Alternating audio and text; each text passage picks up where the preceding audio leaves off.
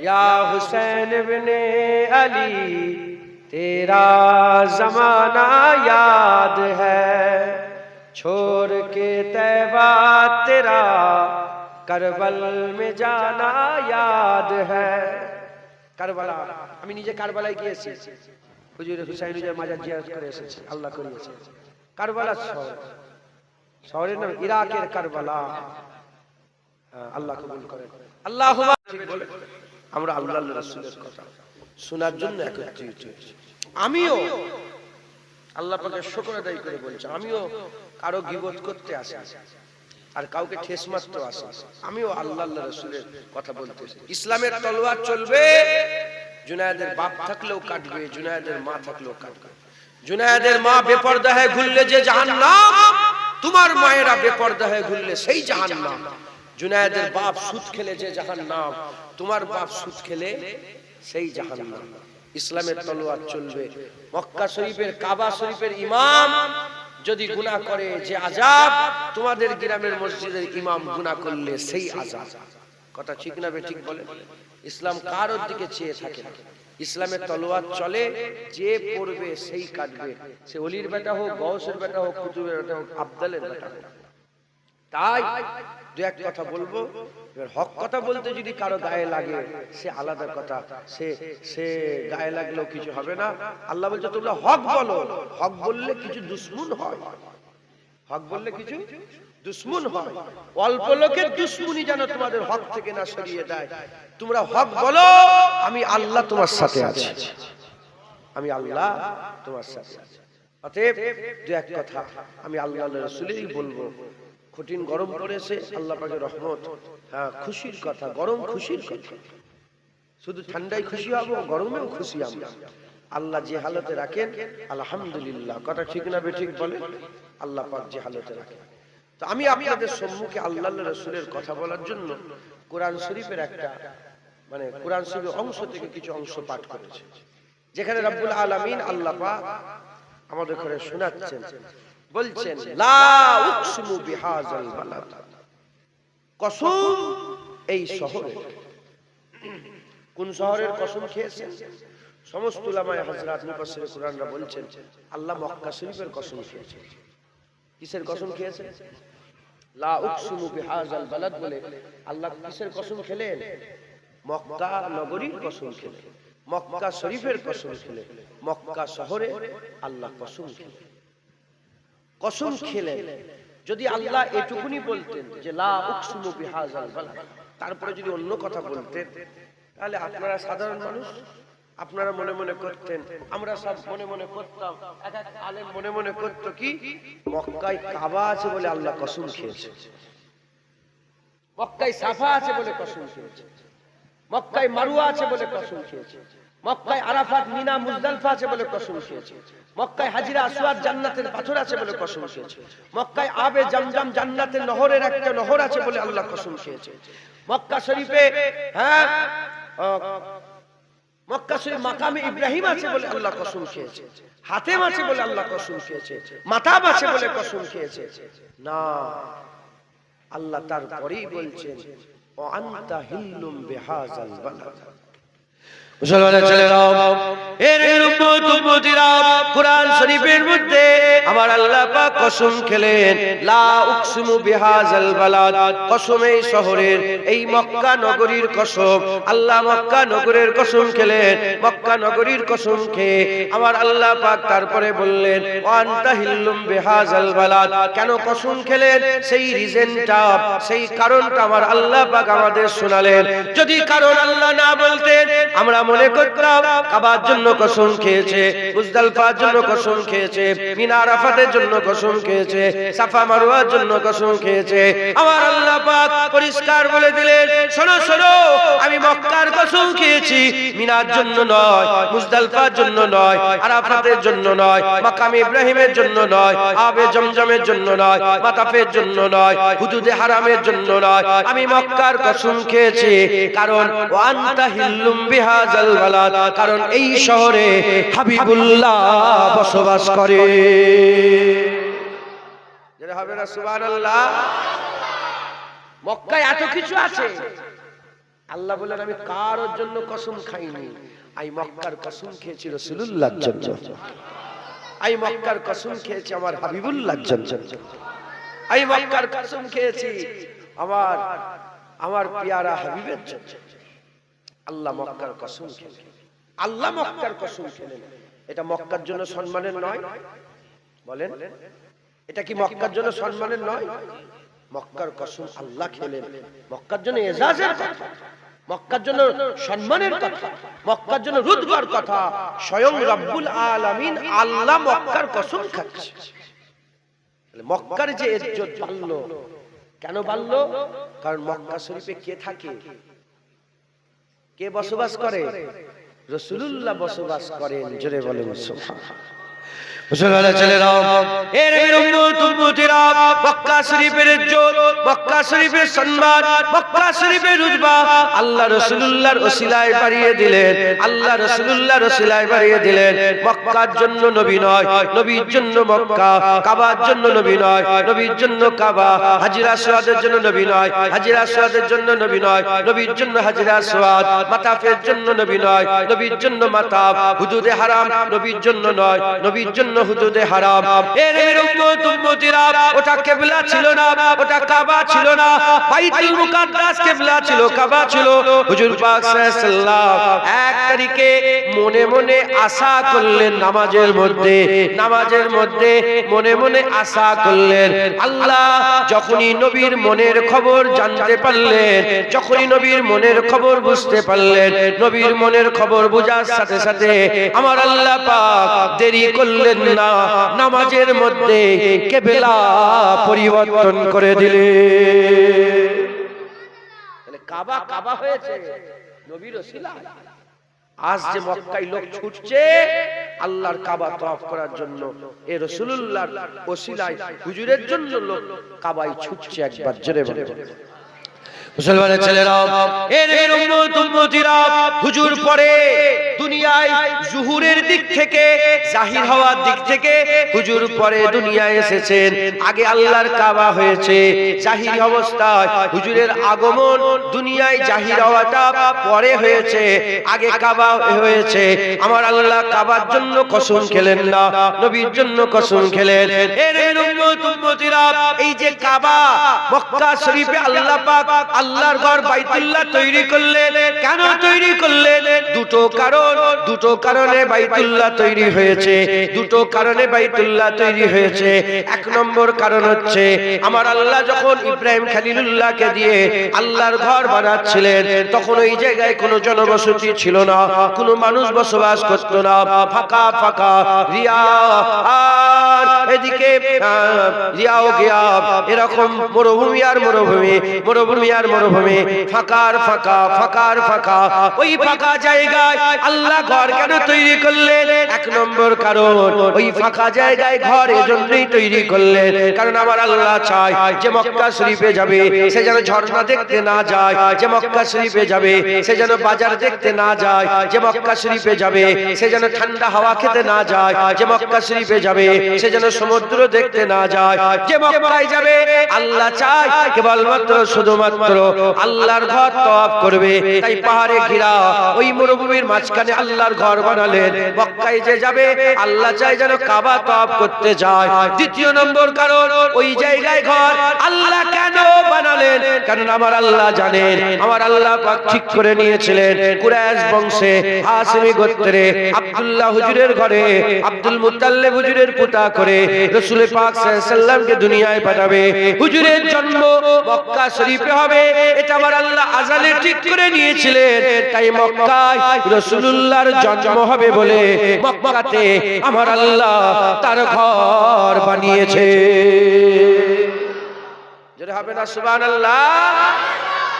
তাহলে মক্কার জন্য নবী নয়, নবীর জন্য মক্কা। মক্কার ইজ্জত ও আনতা হিল্লুম বিহাযাল বালাদ বলে আল্লাহ বাড়িয়ে বড় করলেন নবী পাকের ওসিলাতে।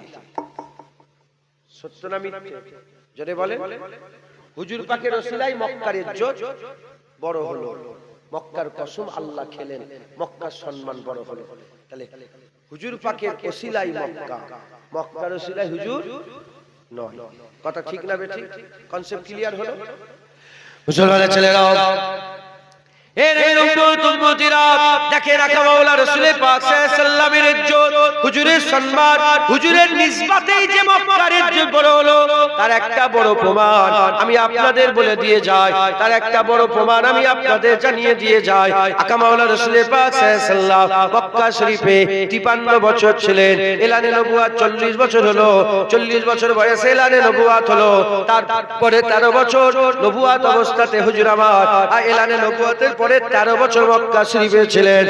এক তারিখে আল্লাহ পাকের হুকুমে হুজুর পাক সাল্লাল্লাহু আলাইহি ওয়াসাল্লাম মক্কা শরীফ থেকে বেরিয়ে পড়লেন। মক্কা শরীফ থেকে বেরিয়ে কিছু কম বেশি 500 মাইল রাস্তা অতিক্রম করে, 500 মাইল রাস্তা অতিক্রম করে আকা মাওলা রাসূলুল্লাহ সাল্লাল্লাহু আলাইহি ওয়াসাল্লাম জমিনের একটা খিত্তাতে চলে গেলেন, একটা জনবসতিতে চলে গেলেন। জমিনের এক খিত্তায়, জমিনের এক জনবসতিতে আকা মাওলা রাসূল পাক সাল্লাল্লাহু আলাইহি ওয়াসাল্লাম পৌঁছে গেলেন। যে জায়গায় পৌঁছালেন ওই জায়গার নাম হচ্ছে ইয়াসরাব। ওই জায়গাটায় মানুষের বিমার হতো, মানুষ অসুস্থ হয়ে পড়তো, মানুষ আরামে থাকতে পারতো না। আকা মাওলা রাসূল পাক সাল্লাল্লাহু আলাইহি ওয়াসাল্লাম, হুজুর পাক সাল্লাল্লাহু আলাইহি ওয়াসাল্লাম হিজরত করে ওই সময় ইয়াসরাবের জমিনে কদম লাগার সাথে সাথে ইয়াসরিব তাইবা হয়ে গেল। আর হাবিবুল্লাহ বসবাস করার সাথে সাথে ইয়াসরাবের নাম পাল্টে আমার আল্লাহ মদিনাতুল মুনাওয়ারা বানিয়ে দিলেন।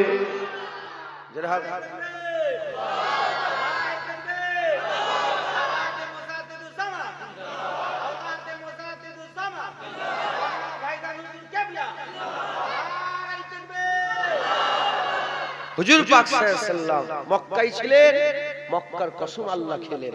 আর সেই হুজুর পাক ইয়াসরাবে গেলেন, আল্লাহ মদিনাতুল মুনাওয়ারা বানিয়ে দিলেন।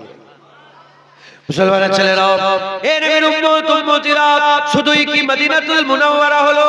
না না না, মক্কার মদিনা দুটো পাল্লায় রাখেন, একদিকে মক্কা রাখেন, একদিকে মদিনা রাখেন, একদিকে মদিনা শরীফ, একদিকে মক্কা শরীফ রাখেন। এবার মক্কার দিকে তাকান, ওখানে আল্লাহ পাকের নিশানি আছে। ওখানে কি আছে? ইন্নাস সাফা ওয়াল মারওয়াতা মিন শাইরিল্লাহ, আল্লাহর নিশানি সাফা মারওয়া ওখানে আছে। ওখানে কি আছে? আত্তাখাযু মিন মাকামে ইব্রাহিম মুসাল্লা, ওখানে মাকামে ইব্রাহিম মুসাল্লা আছে। ওখানে কি আছে? ইন্না আউওয়ালা বাইতি উদিয়া লিন-নাস লাল্লাযী বিবাক্কাতা, মানুষের প্রথম ঘর আল্লাহর ঘর কাবাতুল্লাহ মক্কা শরীফে আছে। ওখানে মিনা, ওখানে মুজদালিফা, ওখানে আরাফাত, ওখানে জমজম, ওখানে হাজর আসওয়াদ, ওখানে মাতাব, ওখানে হুদুদে হারাম, ওখানে নবীদের মাজার আছে। সব মক্কা শরীফে, মদিনা শরীফের দিকে তাকিয়ে দেখেন, মদিনায় শুধু রাসূলুল্লাহ আছে। হুজুর মদিনায় আছে বলে আমার আল্লাহ মক্কার তুলনায় মদিনায় দুগুণ বরকত বাড়িয়ে দিলেন। যারা হবে না সুবহানাল্লাহ। সব মক্কায়, সব কোথায়? মক্কায়। হুজুর শুধু মদিনা শরীফ, সব মক্কায়, হুজুর মদিনাতে। হুজুর মদিনায় আছে বলে মক্কার তুলনায় মদিনা শরীফের বরকত, মক্কায় একগুণ বরকত, মদিনা শরীফের দুগুণ বরকত আল্লাহ দিলেন। কথা ঠিক না বেঠিক বলেন? যদি বলেন না সুবহানাল্লাহ। মদিনার ইজ্জত বড় হলো, কেউ চিনতো না, ইয়াসরাব কেউ জানতো না। পৃথিবীর কত জায়গা আছে, কত জায়গায় আমরা নামই শুনিনি। ওরা ইয়াসরাব গুমনাম একটা শহর থাকতো, গুমনাম একটা ঠিকানা থাকতো। হুজুর পাক সাল্লাল্লাহু আলাইহি ওয়াসাল্লাম, আরবে তো আরো শহর আছে, নাম বলতে পারবেন? জোরে বলে। কিন্তু মক্কা মদিনার নাম সবাই জানে। মদিনার ইজ্জত আল্লাহ বাড়ালেন কেন? কারণ হুজুর পাক মদিনায় আছেন। হুজুর পাক কোথায় আছেন? হুজুর পাক মদিনা শরীফে অবস্থান করছেন। এখনো রাসূলুল্লাহ মদিনাতেই আছেন। একবার জোরে বলেন।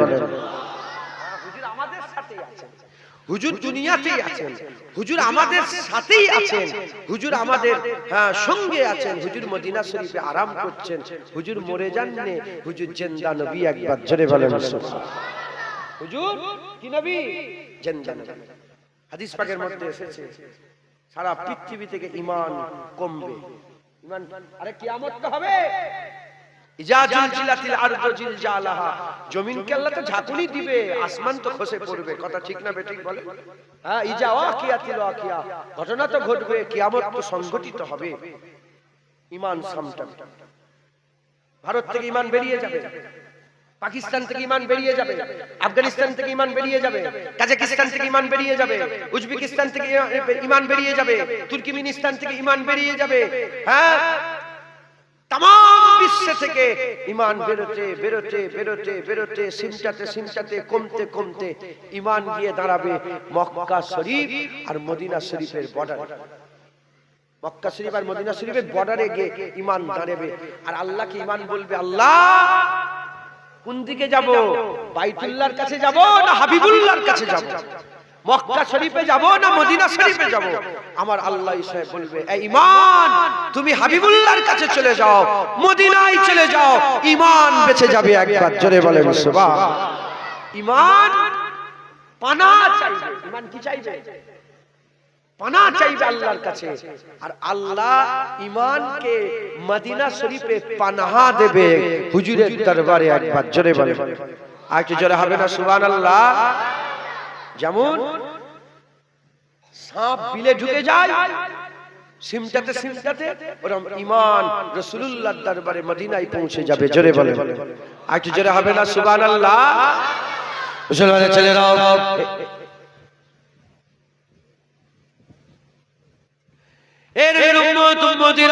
আমার আল্লাহ পাক মদিনা শরীফের ইজ্জত বাড়িয়ে দিলেন, মক্কার ইজ্জত বড় হলো। আল্লাহ কসম খেলেন, ওয়ান্তা হিল্লুম বিহাযাল বালাদ বলে আল্লাহ মক্কার কসম খেলেন। নবী পাকের ওসিলায়, যে নবীর ওসিলায় মক্কার ইজ্জত, কুরআন বড়, কুরআনের মধ্যে আল্লাহ বড় করলেন, মক্কার সম্মানের কথা বললেন। সেই রাসূল পাক সাল্লাল্লাহু আলাইহি ওয়াসাল্লাম মদিনা শরীফে যাওয়ার সাথে সাথে মদিনা শরীফের ইজ্জত আল্লাহ বড় করে দিলেন। মদিনা শরীফকে আল্লাহ পাক দরজা করে দিলেন। কত ইজ্জত বড় করলেন মদিনা শরীফের। আমি আপনাদের হাদিস পাকের কথা শুনিয়ে দিয়ে যাই, কত ইজ্জত আল্লাহ বড় করলেন, কত সম্মান বড় করলেন। খুব খেয়াল করে শুনে রেখে দেন, তাম বিশ্বেতে কোন মুসলমান, এক মুসলমান আর এক মুসলমানকে দুঃখ দিলে বড় কবিরা গুনাহ হয়ে যাবে। আপনি যদি আমাকে দুঃখ দেন, কবিরা গুনাহ হবে। আমি যদি আপনাকে দুঃখ দিই, এটা কবিরা গুনাহ হবে। কোন মুসলমানকে দুঃখ দিলে কবিরা গুনাহ হয়ে যাবে। আর কোন মানুষ যদি রাসূলুল্লাহকে দুঃখ দেয়, তার উপরে আল্লাহর লানত হবে। আর কোন মানুষ যদি মদিনা শরীফে খারাপ উদ্দেশ্যে মানুষকে নয়, মদিনার গাছের একটা পাতাও ছিঁড়ে ফেলে দেয়, আমার আল্লাহ পাক তাকে এমন ভাবে গলিয়ে দেবে যেমন নুন পানিতে গলে যায়। এর উম্মত উম্মতিরা দেখেন, শরিয়াত সব জায়গায় সমান। মক্কার মানুষকে দুঃখ দেবেন, আল্লাহ পাক কবিরা গুনাহ দেবে। আর আরবের যে কোনো শহরের মানুষকে দুঃখ দেবেন, তাম বিশ্বের যে কোনো শহরের মানুষকে দুঃখ দেবেন, যে কোনো মুলকের যে কোনো ঠিকানার মানুষকে, মুসলমানকে দুঃখ দেবেন, কবিরা গুনাহ হয়ে যাবে। রাসূলুল্লাহকে দুঃখ দেবেন, লানত হবে। কিন্তু মদিনার মানুষকে দুঃখ দেওয়া দূরের কথা, মদিনার গাছের পাতা ছিঁড়ে ফেলে দিলে আমার আল্লাহ তাকে এমন ভাবে গলিয়ে দেবে যেমন নুন পানিতে গলে যায়। এর উম্মত উম্মতিরা, সারা বিশ্বের মানুষের জন্য আইন আলাদা, মদিনার মানুষের জন্য আইন আলাদা। কারণ মদিনা শরীফে হাবিবুল্লাহ বসবাস করে, মদিনাকে হাবিবুল্লাহ ভালোবাসে।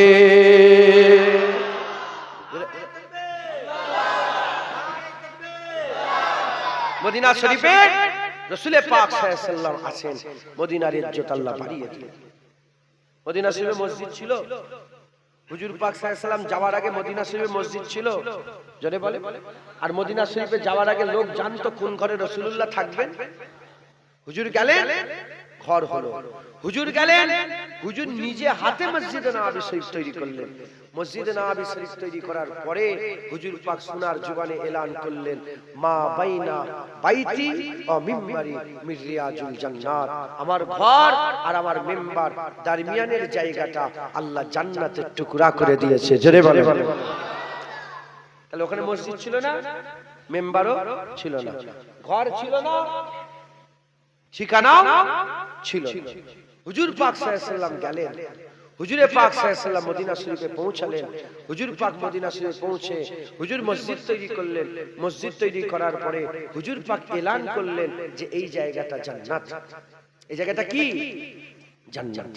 মুসলমানের ছেলেরা, এ নবীর উম্মত উম্মতিরা, খুব খেয়াল করে শুনে রেখে দেন। আকা মাওলা রাসূল পাক সাল্লাল্লাহু হুজুর পাক সাল্লাল্লাহু এলান করে দিলেন, মা বাইনা বাইতে ও মিম্বারি মির রিয়াজুল জান্নাত, আমার ঘর আর আমার মিম্বারের দরমিয়ানের জায়গাটা জান্নাতের টুকরা। আমার আকা মাওলা রাসূলুল্লাহ জান্নাতের টুকরা ঘোষণা করে দিলেন। যে নবীর কথাতে আমরা আল্লাহ পাকের 8টা জান্নাত মেনে নিয়েছে, সেই নবীর কথাতে ওই জায়গাটাকেও জান্নাত মেনে নিয়েছে। হুজুরের কথায় 8টা জান্নাত মেনে নিয়েছি, হুজুরের কথায় ওই জায়গাটাকেও জান্নাত মেনে নিয়েছে। এর উম্মত উম্মতিরা, ও জান্নাত আমরা দেখতে পাই না, আমরা কি জানি হুজুর বলে দিয়েছেন 8টা জান্নাত, আমরা বলি 8টা জান্নাত। হুজুর বলেছেন 7টা জাহান্নাম, আমরা বলি 7টা জাহান্নাম। হুজুর বলেছেন আল্লাহ এক, আমরা বলি আল্লাহ এক। হুজুর বলেছেন কিয়ামত হবে, আমরা বলি কিয়ামত হবে। হুজুর বলেছেন ওটা কোরআন, আমরা বলি ওটা কোরআন। হুজুর বলেছেন ওটা কাবা, আমরা বলি ওটা কাবা। যে রাসূলুল্লাহর কথায় সব মেনে নিয়েছি, সেই রাসূলুল্লাহর কথায় ওই দারমিয়ানের জায়গাটাকে আমরা জান্নাত মেনে নিয়েছি। ওই জায়গা তো আগে জান্নাত ছিল না, ওখানে তো আগে মসজিদ ছিল না, মেম্বার ছিল না, হুজুর নিশানদি করে দেননি। কেন ওটা জান্নাত হলো? উলামায়ে হযরতরা বলছেন, হুজুর পাক সাল্লাল্লাহু আলাইহি সাল্লামের ঘর, হুজুর পাক সাল্লাল্লাহু আলাইহি সাল্লামের মেম্বার, ঘরের সাথে মেম্বারে যাওয়ার জন্য আল্লাহ পাকের হুকুমে একটা দরজা ছিল। হুজুর পাক সাল্লাল্লাহু আলাইহি সাল্লাম ঘর থেকে বেরোতেন, পা বাইরে দিতেন, মসজিদে পড়ে যেত। মসজিদ থেকে বেরোতেন, পা বাইরে দিতেন, ঘরের মধ্যে ঢুকে যেত। মসজিদের সাথে একটা দরজা ছিল। হুজুর পাক সাল্লাল্লাহু আলাইহি সাল্লাম দরজা থেকে বেরোতেন, ফজরের নামাজ পড়াতেন, আবার দরজা দিয়ে ঢুকে যেতেন। জোহরের নামাজে বেরোতেন, আবার ঢুকে যেতেন। আসরের নামাজে বেরোতেন, আবার ঢুকে যেতেন। মাগরিবের নামাজে বেরোতেন, আবার ঢুকে যেতেন। ঈশার নামাজে বেরোতেন, আবার ঢুকে যেতেন। তাকরীর করতে বেরোতেন, আবার ঢুকে যেতেন। ওয়াজ করতে বেরোতেন, আবার ঢুকে যেতেন। খুতবা দিতে বেরোতেন, আবার ঢুকে যেতেন। এ নবীর উম্মত উম্মতিরা, মদিনা শরীফের গলিতে গলিতে কখনো কখনো কদম পড়েছিল, কিন্তু হুজুর পাকের ঘরের আর মিম্বারের মাঝখানের জায়গাটায় সবচেয়ে বেশি কদম পড়েছে। হুজুর পাকের কদম সবচেয়ে বেশি ওই মাটির টুকরায় লাগার জন্য উলামায়ে হযরতরা বলেছেন, আমার আল্লাহ ওটাকে জান্নাত বানিয়ে দিয়েছে। জোরে হবে না? হুজুর পাক সাল্লাল্লাহু আলাইহি সাল্লামের কদমের সম্পর্ক জমিনের সাথে হয়েছে, আল্লাহ জায়গাকে জান্নাত করে দিয়েছে। জোরে হবে না সুবহানাল্লাহ? হুজুর মদিনা শরীফে এলেন, মদিনার ইজ্জত বড় হলো। হুজুর মক্কা শরীফে ছিলেন, মক্কার কসম আল্লাহ খেলো। হুজুর পাকের কদম বেশি লাগলো, জায়গা আল্লাহ কি করলেন? জোরে বলেন, জান্নাত করলেন। জোরে বলেন সুবহানাল্লাহ। হুজুর পাকের সম্পর্ক বুঝতে পারছেন? হুজুর পাকের নিসবাত বুঝতে পারছেন? যে জিনিসটার সাথে নবী পাকের নিসবাত হয়ে যাচ্ছে, আল্লাহ সেটাকে কি করে দিচ্ছেন? আলা করে দিচ্ছেন, সেটাকে বড় করে দিচ্ছেন। তাওরাত আল্লাহর বাণী, ইনজিল আল্লাহর বাণী, জাবুর আল্লাহর বাণী, এগুলো কিতাবুল্লাহ। কিন্তু কোরআনের ইজ্জতকে আল্লাহ বড় করেছেন, কারণ কোরআনের সম্পর্ক রাসূলুল্লাহর সাথে। একবার জোরে বলেন সুবহানাল্লাহ। সব নবীর উম্মত আল্লাহর বান্দা, আমরা হুজুরের উম্মত, আমরাও আল্লাহর বান্দা। আমরা হুজুরের উম্মত, আমরাও আল্লাহর বান্দা। কথা ঠিক না বেঠিক বলে? কিন্তু আমাদের সম্পর্ক রাসূলুল্লাহর সাথে থাকার জন্য আল্লাহ পাক সমস্ত উম্মতের থেকে আমাদের ঘরে শ্রেষ্ঠত্ব দান করেছেন। একবার জোরে বলেন, আর কি জোরে হবে না সুবহানাল্লাহ? মুসলমানের ছেলেরা, এর উম্মত উম্মতিরা, হুজুর পাকের সাথে সম্পর্ক আমার আল্লাহ পাক আমাদের করে দিয়েছে। এই মুসলমানের ছেলেরা, হাজী সাহেব যারা হজ করতে যায়, আমার আল্লাহ পাকের কাবা নবীর সম্পর্কের কথা বলে। যেমন রাস্তাতে হেঁটে হেঁটে গেলে, গাড়ি নিয়ে গেলে দেখবেন তীর চিহ্ন দেয়া থাকে। এদিকে আছে দাওয়াখানা, এদিকে আছে দাওয়াখানা, এদিকে আছে স্কুল, এদিকে আছে কলেজ, এদিকে আছে ইউনিভার্সিটি, এদিকে আছে পার্ক।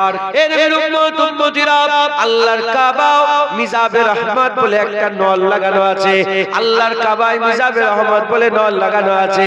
মিজাবে রহমত আর যদি কেউ মিজাবে রহমাতের তলায় দাঁড়িয়ে যায়, কাবাকে পেছন করে সামনের দিকে তাকায়, মিজাবে রহমাতের সোজাসুজি রাসূলুল্লাহ রওজা, কাবা যেন তীর চিহ্ন দিয়ে বলছে, কাবা তো দেখা, কাবা তো দেখ লিয়া, আব কাবে কি কাবে কো দেখো।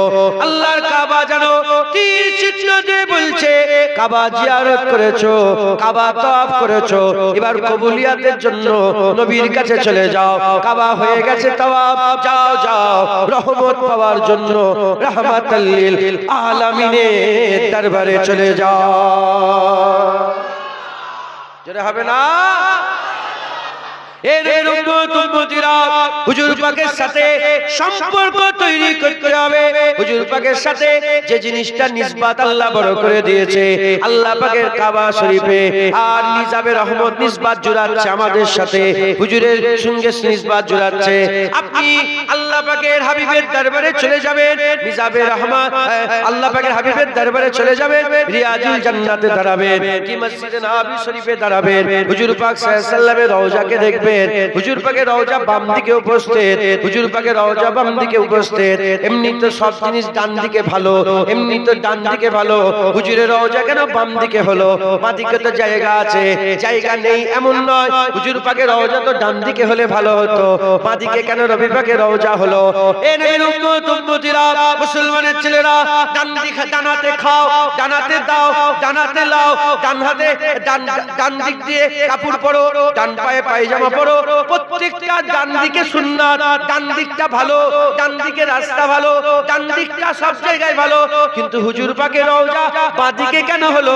মসজিদে নববী শরীফের বাম দিকে হুজুর পাক, মসজিদে নববী শরীফের বাম দিকে হুজুর পাকের রওজা, মসজিদে নববী শরীফ ডান দিক হলো, বাম দিকে রাসূলুল্লাহ রওজা। কেন রাসূলুল্লাহ রওজা? এজন্যই রাসূলুল্লাহ রওজা। আপনি যদি মসজিদে নববী শরীফে দাঁড়িয়ে যান, যদি দাঁড়িয়ে যান, তাহলে আপনার বাম দিকে রাসূলুল্লাহ রওজা পড়বে। এজন্যই বাঁ দিকে রওজা রাসূলুল্লাহ, কারণ বাম দিকে আল্লাহ দিল তৈরি করেছেন, দিল ডান দিকে নেই, দিল বাঁ দিকে, দিল বাঁ দিকে বলে হুজুরের রওজায় বাঁ দিকে হয়েছে, কারণ রাসূলুল্লাহ সম্পর্ক আমাদের দিলের সাথে। আমার আল্লাহ পাক ইশারা করছে, নবীর সাথে দিল জুড়িয়ে দাও, দিলের সাথে নবী পাকের সম্পর্ক তৈরি করে দাও। জোরে হবে না সুবহানাল্লাহ? দিল যেদিকে দিলবার সেদিকে, দিল যেদিকে দিলবার রাসূলুল্লাহ সাল্লাল্লাহু আলাইহি ওয়াসাল্লাম সেই দিকে একবার জোরে বলেন সুবহানাল্লাহ। আল্লাহ নবীর সাথে সম্পর্ক জুড়াচ্ছেন, কারণ বড় হওয়ার রাস্তা একটাই, নবীর সাথে সম্পর্ক। একবার জোরে বলেন, আরেকটু জোরে হবে না সুবহানাল্লাহ? নবীর সাথে সম্পর্ক যদি না থাকে আপনি বড় হতে পারবেন না। দুনিয়া আখিরাতে যদি বড় হতে চান, নবীর সাথে সম্পর্ক জুড়াতে হবে। সারা জীবন ইবাদত আমল করবেন, সারা জীবন কোরআন খতম করবেন, সারা জীবন নামাজ রোজা বড় আলেম হয়ে থাকবেন, নবীর সাথে সম্পর্ক যদি না থাকে দুনিয়া আখিরাতে বড় হতে পারবেন না। আর আপনি যদি আল্লাহ না করেন, আল্লাহ না করেন, যদি মূর্খ হন, নবীর সাথে যদি সম্পর্ক থাকে আল্লাহ আপনাকে বড় করে দেবে। একবার জোরে বলেন। আপনি যদি ফকির হন, নবীর সাথে সম্পর্ক থাকলে আল্লাহ বড় করে দেবে। আপনি যদি আননোন পারসন হন, কেউ যদি আপনাকে নাও চেনে, নবীর সাথে সম্পর্ক তৈরি করে আল্লাহ আপনাকে বড় করে দেবে। জোরে বলেন সুবহানাল্লাহ। এতগুলো লোক বসে আছেন, আমি আপনাদের প্রশ্ন করতে চাই, আপনারা কি সেকেন্দার বাদশার নাম শুনেছেন? কারা সেকেন্দার বাদশার নাম শুনেছেন? তার ব্যাপারে অল্প হলেও জানেন সে কে ছিল? হাত তুলে দেখান তো, তুলে রাখেন একটু। কারা জানেন হাত তুলে? না বেলিচ্ছেন কেন? আচ্ছা, না হাত না। আর কারা কারা হযরতে বেলাল রাদিয়াল্লাহু তাআলা আনহুর ব্যাপারে জানেন? হাত তুলে দেখান তো। তোমরা জানো নি বেলাল? বেলাল জানো না?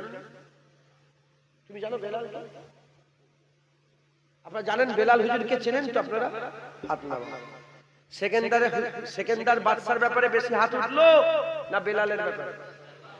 জোরে বলে। সেকেন্দার কে ছিল? বাদশা সেকেন্দার সারা পৃথিবীর বাদশা ছিল। কি? সারা পৃথিবীর বাদশা ছিল। ওই সময় এট এ টাইম কোন বাদশা ছিল না, একাই বাদশা ছিল, গোটা পৃথিবীতে রাজত্ব করত বাদশা সেকেন্দার।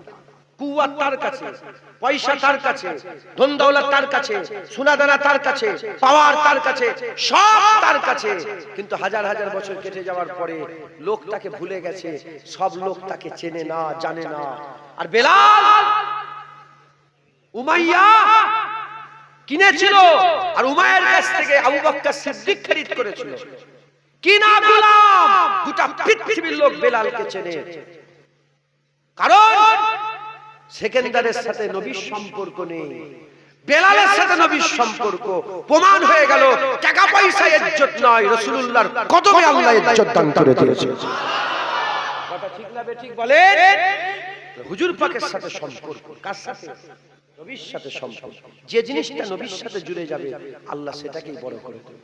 সাহাবা হুজুরদের সম্পর্ক নবীর সাথে, সারা পৃথিবীতে আল্লাহ সাহাবাদের করে সেরা করে দিয়েছে। মুসলমানের ছেলেরাও, এ নবীর উম্মত উম্মতিরা, আমার আল্লাহ পাকের আসমাউল হুসনা নাম আছে, 99টা আসমাউল হুসনা নাম আছে। আকা মাওলা রাসূলুল্লাহ সাল্লাল্লাহু আলাইহি ওয়াসাল্লাম সেই নামের ব্যাপারে জানিয়েছেন। সেই নামের মধ্যে হাকিকাতে সিদ্দিক হচ্ছে আমার আল্লাহ, হক হচ্ছে আমার আল্লাহ, সিদ্দিক হচ্ছে আল্লাহ, ফারুক হচ্ছে আল্লাহ, জ্ঞানী হচ্ছে আল্লাহ, মাওলা হচ্ছে আল্লাহ।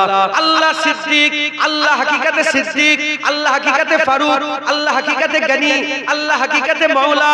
এই চারটি নাম আল্লাহ পাকের নাম, এগুলো আল্লাহ পাকের গুণবলী, এগুলো আল্লাহ পাকের গুণবলী।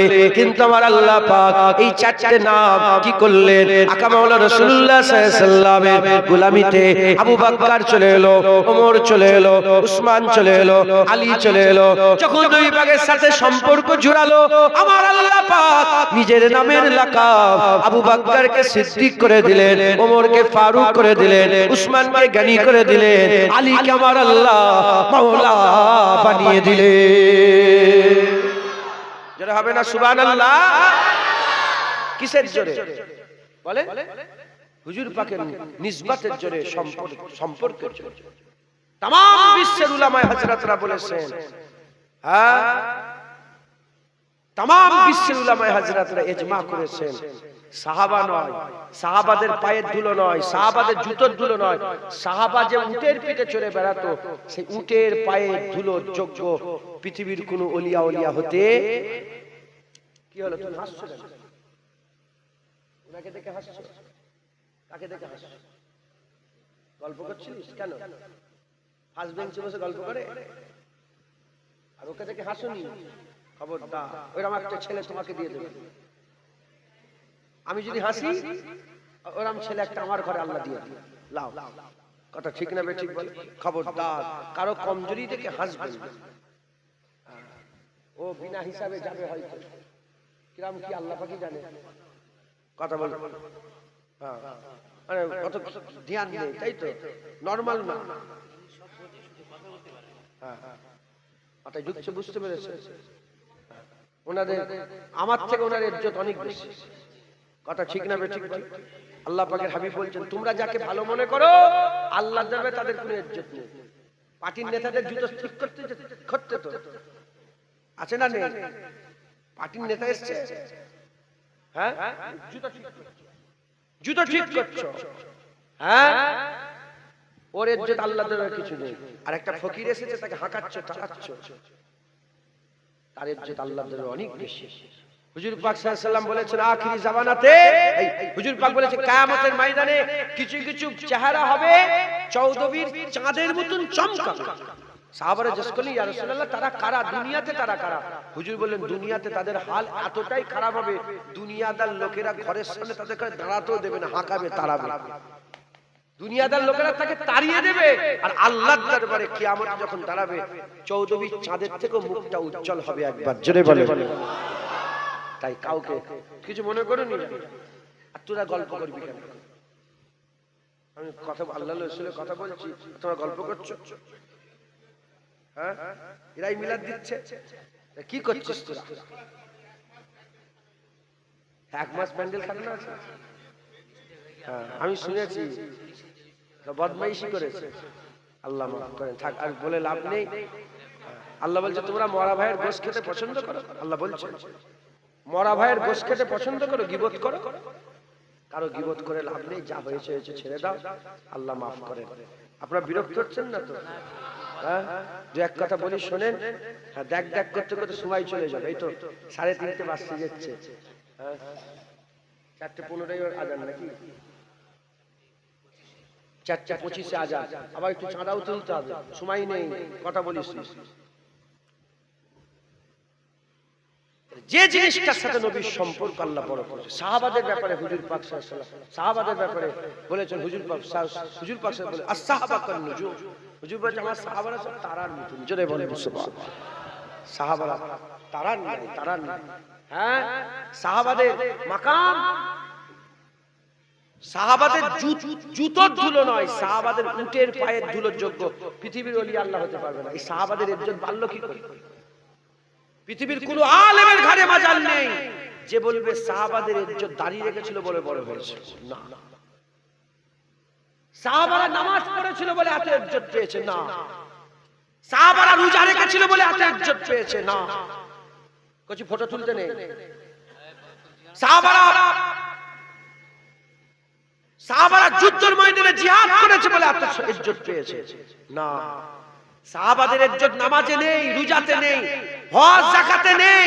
আল্লাহ পাক সাহাবাদের ব্যাপারে বলেছেন মুহাম্মাদুর রাসূলুল্লাহ ওয়াল্লাযিনা মাআহু।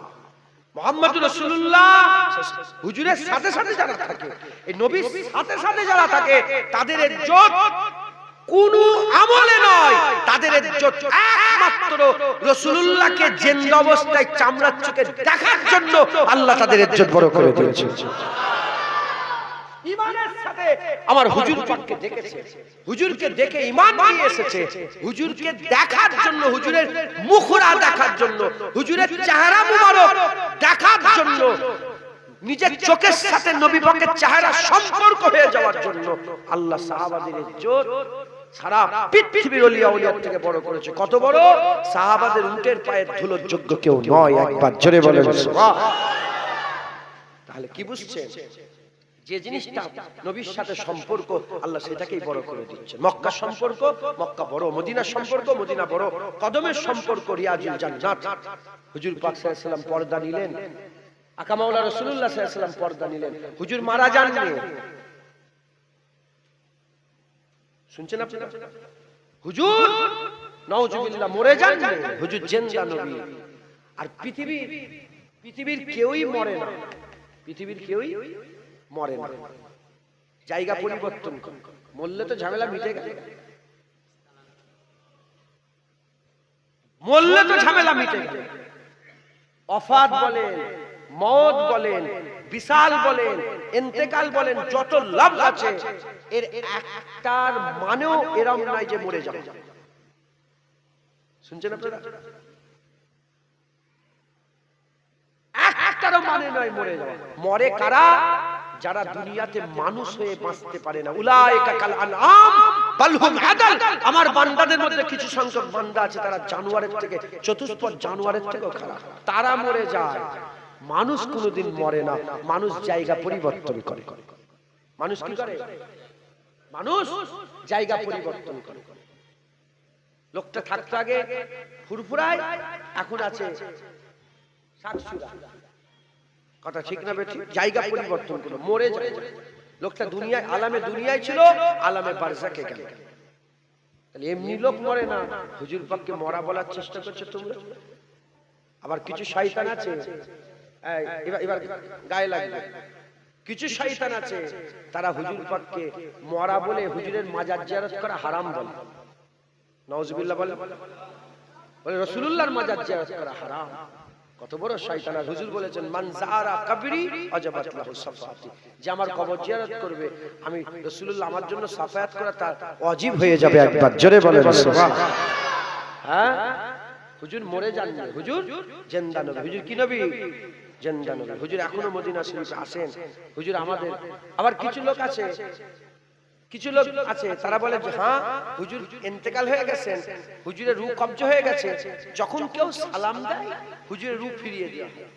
হুজুর জবাব দেয়, আমি বলি যদি সেটাই হয়, ইউসাল্লুনা আলান নবীর ব্যাখ্যা কি আছে? আল্লাহ তো সব সময় নবীর উপরে দরুদ সালাম দেয়। একবার জোরে বলে, আল্লাহ তো সব সময় সালামুটি পাঠায়, আল্লাহ তো সব সময় সালাম পাঠায়, আর গোটা ফেরেশতারাও সালাম পাঠায়। এক সেকেন্ডও নবী পাক সাল্লাল্লাহু আলাইহি সাল্লামকে সালাম থেকে কেউ বিরত থাকে না, কেউ না কেউ সালাম দিতেই থাকে। তাহলে হুজুর পাক তো চির জিন্দা, হুজুর তো কবরে জিন্দা অবস্থায় আছেন, কারণ সালাম তো সবসময় যাচ্ছে। কথা ঠিক না বেঠিক বলেন? আপনি মদিনা শরীফে যান, কোটি কোটি লক্ষ লক্ষ মানুষ প্রতিদিন সালাম দিচ্ছে। কথা ঠিক না বেঠিক বলেন? সারা পৃথিবী থেকে হুজুরের গোলামরা সালাম দিচ্ছে, আমরাও এখান থেকে একটু পরেই সালাম দেবো। কথা ঠিক না বেঠিক বলেন? হ্যাঁ বলে, যখন সালাম দেয় রূহ ফিরিয়ে দেওয়া হয়, জবাব দিয়ে আবার কবজ না। হুজুর পাক জিন্দা, জোরে বলে মুসলমানের ছেলেরা, এর নবীর উম্মত উম্মতিরা, আমার দাদু জান হুজুর উদাহরণ দিয়ে বলতেন, আমার রাসূল পাক সাল্লাল্লাহু আলাইহি সাল্লামকে আল্লাহ মিসলে চাঁদ করেছে, সমস্ত নবীকে আল্লাহ মিসলে সিতারা করেছে।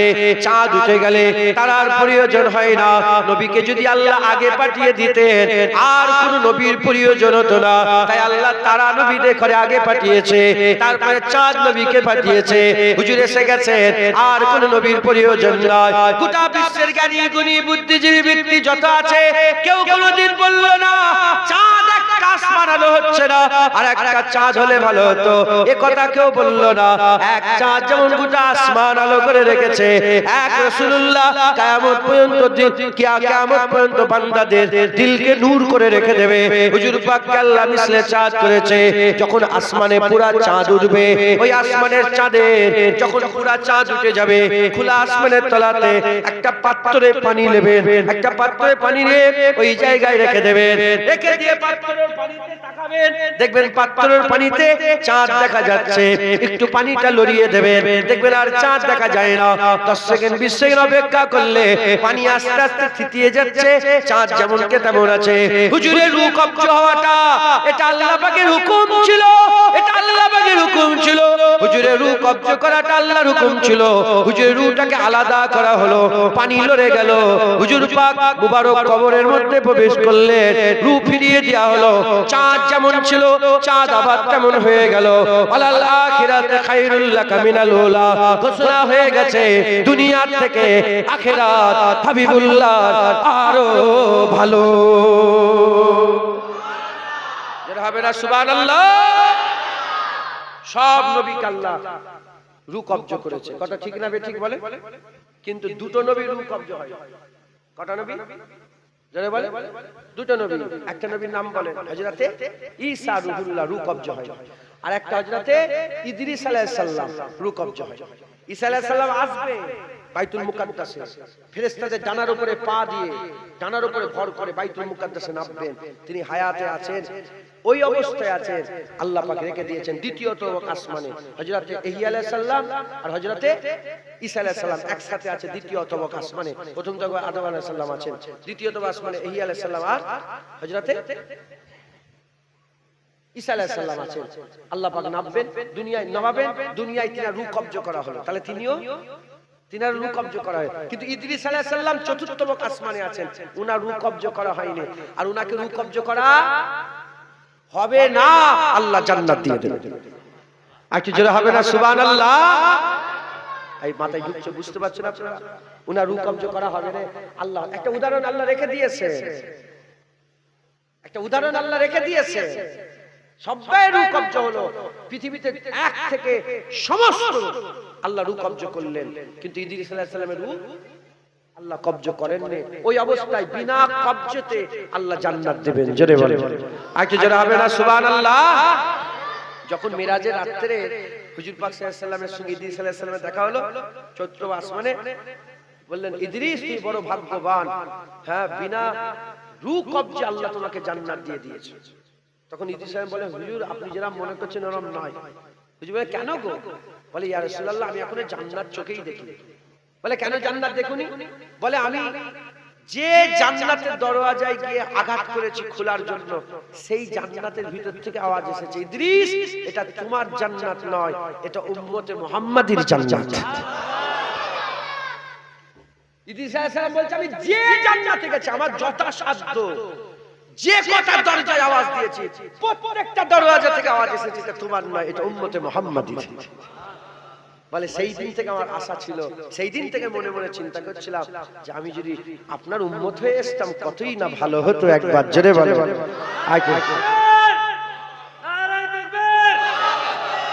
মুসলমান। সেই দিন সাল্লাল্লাহু আলাইহি ওয়াসাল্লাম হুজুর পাকের রূহ কবজ হয়েছে। কেমন দ্বারা? আমার দাদুজান ছোট হুজুর উদাহরণ দিতেন, ওই পানি কাবার মতন, পানি লড়ে গেল, চাঁদ দেখা যায় না। তুমি কি মনে করো চাঁদ জীবনে দেখা যাবে না? দাঁড়াও, পানি ঠান্ডা হোক, দেখো আবার চাঁদ যেমন কে তেমন।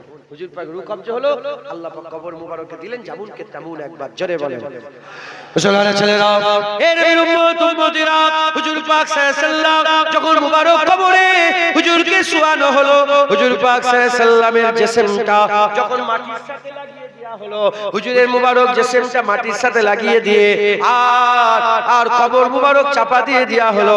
মুবারক কবর চাপা দেওয়ার সাথে সাথে, মুবারক কবর চাপা দেওয়ার সাথে সাথে সাহাবা হুজুররা বেরিয়ে চলে এলেন। এই মুসলমানের ছেলেরা, ঘোষণা হয়ে গেল হুজুর পাকের জিসম মুবারক মাটির যে টুকরাটায় লেগেছে, সেই মাটির ইজ্জত কত, সেই মাটির সম্মান কত।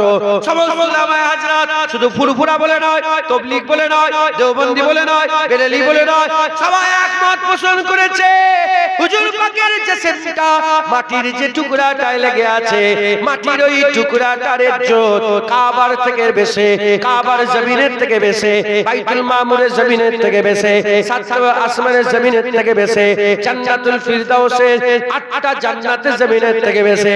এমনকি আল্লাহ পাকের আরশে আজিম হচ্ছে বড় আরশ, আল্লাহ পাকের আরশে আজিমের থেকে বেশি সম্মান হাবিবুল্লাহর জিসম লাগা মাটিকে আল্লাহ দিয়েছে।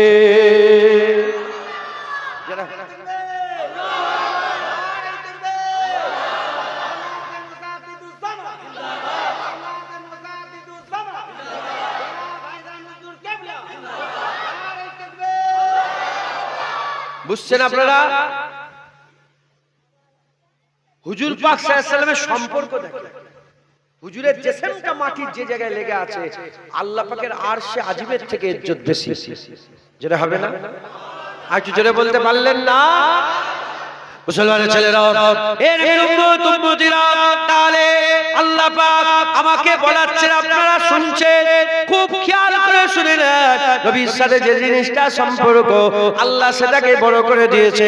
এক তারিখে হযরতে আনাস রাদিয়াল্লাহু তাআলা এক তারিখে হুজুর পাক সাল্লাল্লাহু আলাইহি ওয়াসাল্লামকে দাওয়াত দিয়েছেন। হুজুর পাক সাল্লাল্লাহু আলাইহি ওয়াসাল্লাম হুজুরের দাওয়াত কবুল করেছেন। সাহাবা হুজুররাও সাথে আছেন। হযরতে আনাস হুজুরের বাড়িতে পৌঁছে গেছেন। হযরতে আনাস হুজুর খাবার দেওয়ার আগে দস্তরখান নিয়ে এসেছেন, একটা কাপড়ের টুকরা নিয়ে এসেছেন। ওই কাপড়ের টুকরাটা সাহাবারা দেখে বলে, এ আনাস, কি কাপড় নিয়ে এসেছো?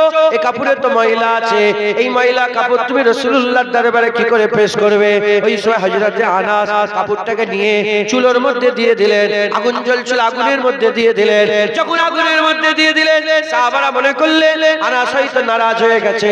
হযরত আনাস হুজুর বলে, নারাজ হয়নি, নারাজ হয়নি, আমি কাপড় পরিষ্কার করছি। ওই সময়তে কিছুক্ষণ পরে দেখা যায় আনাস ওই কাপড়টাকে তুললেন। কাপড় তোলার সাথে সাথে কাপড়টা আগুনে পুড়লো না, কাপড় আগুনে পুড়লো না, অথচ কাপড় আগুনে পুড়লো না, অথচ কাপড়ের ময়লাগুলো পুড়ে সাফ হয়ে গেল। সাহাবারা জিজ্ঞাসা করেন, আনাস, কাপড় তো আগুনে পুড়ে যায়, এই কাপড় কেন আগুনে পুড়লো না?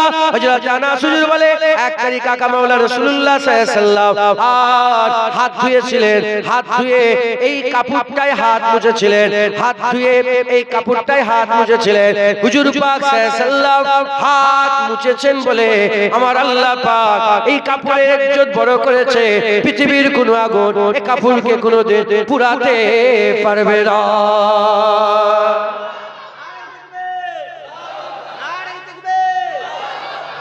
দেখছেন কাপড়ের সাথে নবীর সম্পর্ক, কাপড়ের ইজ্জত। এর উম্মত উম্মতিরা খুব খেয়াল করে শুনে রেখে দেন। এক তারিখে সাহাবা হুজুর বসে আছেন, হুজুর পাক সাল্লাল্লাহু আলাইহি ওয়াসাল্লাম বসে আছেন। সাহাবা দাঁড়িয়ে বললেন, ইয়া রাসূলুল্লাহ, ইয়া হাবিবাল্লাহ, ফিদাকা বি উম্মি, ইয়া রাসূলুল্লাহ, বাপ মা কুরবান। হুজুর বলেন, বলো কি হয়েছে? বলে, ইয়া রাসূলুল্লাহ, আপনার চাদরটা যদি আমাকে দিয়ে দিতেন কতই না ভালো হতো। হুজুর পাক সাল্লাল্লাহু আলাইহি ওয়াসাল্লাম বললেন, আমার সাহাবা, তুমি চাদর নিয়ে নাও। হুজুর সঙ্গে সঙ্গে চাদর দিয়ে দিলেন। সাহাবা হুজুর চাদর নিয়ে বাড়ির দিকে আসছেন। কিছু সাহাবা ঘিরে ফেললেন, কিছু সাহাবা ঘিরে বললেন, এ নবীর সাহাবা তুমি কেন চাদর চাইলে? বলে তুমি কেন চাদর চাইলে? তুমি তো জানো হুজুর পাক না বলেন না, হুজুরের কাছে কিছু যদি থাকে, কেউ যদি কিছু চায়, হুজুর কোনোদিন ফেরত দেয় না, হুজুর দিয়ে দেয়। তুমি তো জানো হুজুর পাকের কাছে একটাই চাদর আছে, ওই একটা চাদর তুমি কেন নিয়ে নিলে? বলার সাথে সাথে, বলার সঙ্গে সঙ্গে সাহাবা হুজুর বলে এই চাদর আমি গায়ে দেওয়ার জন্য নিই না, আল্লাহর কসমে চাদর আমি ব্যবহার করার জন্য নিই না। এই চাদর নিয়েছে আখিরাতের ভয়, কবরের ভয়, আযাবের ভয়, গজবের ভয়। এই চাদর আমি নিয়েছি আমার আওলাদদের ওসিয়াত করে দিয়ে যাব, যখন আমার মওত হয়ে যাবে আমাকে অন্য কোনো কাপড়ে আমাকে কাফন করবে না, অন্য কোনো কাপড়ে কাফন করবে না, আমাকে রাসূলুল্লাহর চাদর দিয়ে কাফন বানিয়ে দেবে।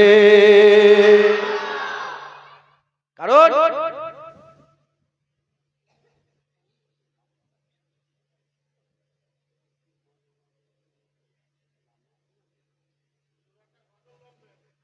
শুনছেন আপনারা? হুজুর পাক সাল্লাল্লাহু আলাইহি ওয়াসাল্লামের সাহাবা চাদর নিলেন। কেন চাদর নিলেন? আল্লাহর আযাব থেকে বাঁচার জন্য। কারণ সাহাবাদের আকীদা ছিল হুজুর পাকের ব্যবহারকৃত জিনিস আম নয়, খাস। আল্লাহর আযাব থেকে বাঁচা যায়। একবার জোরে বলেন, একটু জোরে হবে না সুবহানাল্লাহ? প্রশ্ন জাগতে পারে যে দলিল কিছু আছে? দলিল কোরআন শরীফে আছে। আল্লাহ পাক কোরআন শরীফের মধ্যে একটা বাক্সর কথা বলেছে, সেই বাক্সটার নাম হচ্ছে তাবুতে সাকিনা। কি নাম? তাবুতে সাকিনা। নাম শুনেছেন কোনদিন? তাবুতে সাকিনা নাম শুনেছেন? তাবুতে সাকিনা একটা বাক্স। আর এই বাচ্চাটাকে কেন আমি উপরে তুললাম এবার বলছি, শুনছেন আপনারা? তাবুতে সাকিনা একটা বাক্স। ইহুদিরা বাইতুল মুকাদ্দাস ভাঙতে চাইছে না। কেন ভাঙতে চাইছে জানেন? তাদের আকীদা এই বাইতুল মুকাদ্দাসের মসজিদের তলাতেই তাবুতে সাকিনা লুকানো আছে, ওরা বের করবে গোটা পৃথিবী ওদের হয়ে যাবে। কারণ তাবুতে সাকিনা বনি ইসরাইলের কাছে আল্লাহ দিয়েছিলেন। বনি ইসরাইলরা যখন যুদ্ধের ময়দানে যেত তাবুতে সাকিনাকে সাথে করে নিয়ে যেত, যুদ্ধই হারতো না। তাবুতে সাকিনার ওসিলাতে আল্লাহ তাদের জিতিয়ে দিতেন। জোরে বলেন। তাবুতে সাকিনাতে একটা বাক্স, ওতে কি ছিল? ওতে ছিল মুসা কালিমুল্লাহ হুজুরের সেই লাঠি, যে লাঠি সাপ হয়ে যায়। ওই বাক্সই ছিল আদম আলাইহিস সালামের বাসন পিয়ালা। ওই বাক্সই কোন নবীর জুব্বা ছিল, ওই বাক্সই কোন নবীর পাগড়ি ছিল, ওই বাক্সই কোন নবীর ব্যবহারকৃত জিনিসপত্র ছিল। নবীদের ব্যবহার করা জিনিস ওই বাক্সই থাকার কারণে ওই বাক্সের সাথে যারা বিয়াদবি করত আল্লাহর গজব তাদের উপরে নাযিল হতো, আর ওই বাক্সকে যারা মহব্বত ভালোবাসতো আল্লাহর রহমত তাদের উপরে বর্ষণ হতো। এবার বলেন, যদি মুসা আলাইহিস সালামের লাঠিতে, মুসা আলাইহিস সালামের লাঠিতে যদি বরকত থাকে, ইমামুল আম্বিয়ার চাদরেও আল্লাহ বরকত দিয়েছে। অন্য নবীর জুব্বাতে যদি ব্যবহার করা জুব্বায় যদি আল্লাহ বরকত দেয়, আমার রাসূলুল্লাহর চাদরেও আল্লাহ বরকত দিয়েছেন। এজন্যই তো সাহাবা চাদর চেয়ে নিল, ইয়া রাসূলুল্লাহ কাফন করব, চাদর দিয়ে দেন। অন্য নবীর ব্যবহার করা জিনিসপত্রে যদি বরকত থাকে, আমার রাসূলুল্লাহর মুবারক জুতোতেও আল্লাহ বরকত দিয়েছে। যারা হবে না সুবহানাল্লাহ? শুধু জুতোই নয়, জুতোর নকশাতেও আল্লাহ বরকত দিয়েছে। আর একে কেন তুললাম? এর মাথায় হুজুর পাকের মুবারক জুতোর নকশা আছে। নিচেই বসে থাকবে, হুজুর পাকের মুবারক জুতোর নকশাটা নিচেই থাকবে, এজন্য ওকে উপরে তুলে নিলাম। কারণ আমরা তো হুজুর পাকের পাগল। কথা ঠিক না বেঠিক বলে? হ্যাঁ, আমরা হুজুর পাকের নিসবতের প্রত্যেকটা জিনিসকেই আমরা সম্মান করি, ভালোবাসি। জোরে বলে কথা ঠিক না বেঠিক বলে? হুজুর পাকের রওজা মুবারকের ছবি আছে, আমরা জীবনে বিয়াদবি করতে পারবো না। কথা ঠিক না বেঠিক বলে? তো সাহাবাদের আকীদা ছিল যদি বাক্সই বরকত থাকে, হুজুর পাকের মুবারক ইমামুল আম্বিয়ার চাদরও হবে। কথা ঠিক না বেঠিক? আর হুজুর পাকের জুতোর নকশার ব্যাপারে, এই নকশাটার ব্যাপারে উলামায়ে হযরতরা কিতাব লিখে গেছেন। নালায়েন পাক মুবারকের ব্যাপারে কিতাব আছে। কেউ যদি বিপদ আপদে পড়ে যায়, হুজুর পাকের নালায়েন পাকের নকশাটা মাথায় নিয়ে যদি দোয়া চায়, আল্লাহ তার দোয়া কবুল করে নেবে। একটু জোরে হবে না সুবহানাল্লাহ? কারণ এই নকশার সম্পর্ক কার সাথে? নবী পাকের মুবারক জুতোর সাথে। আর জুতোর সম্পর্ক কার সাথে? আমার নবী পাকের সাথে।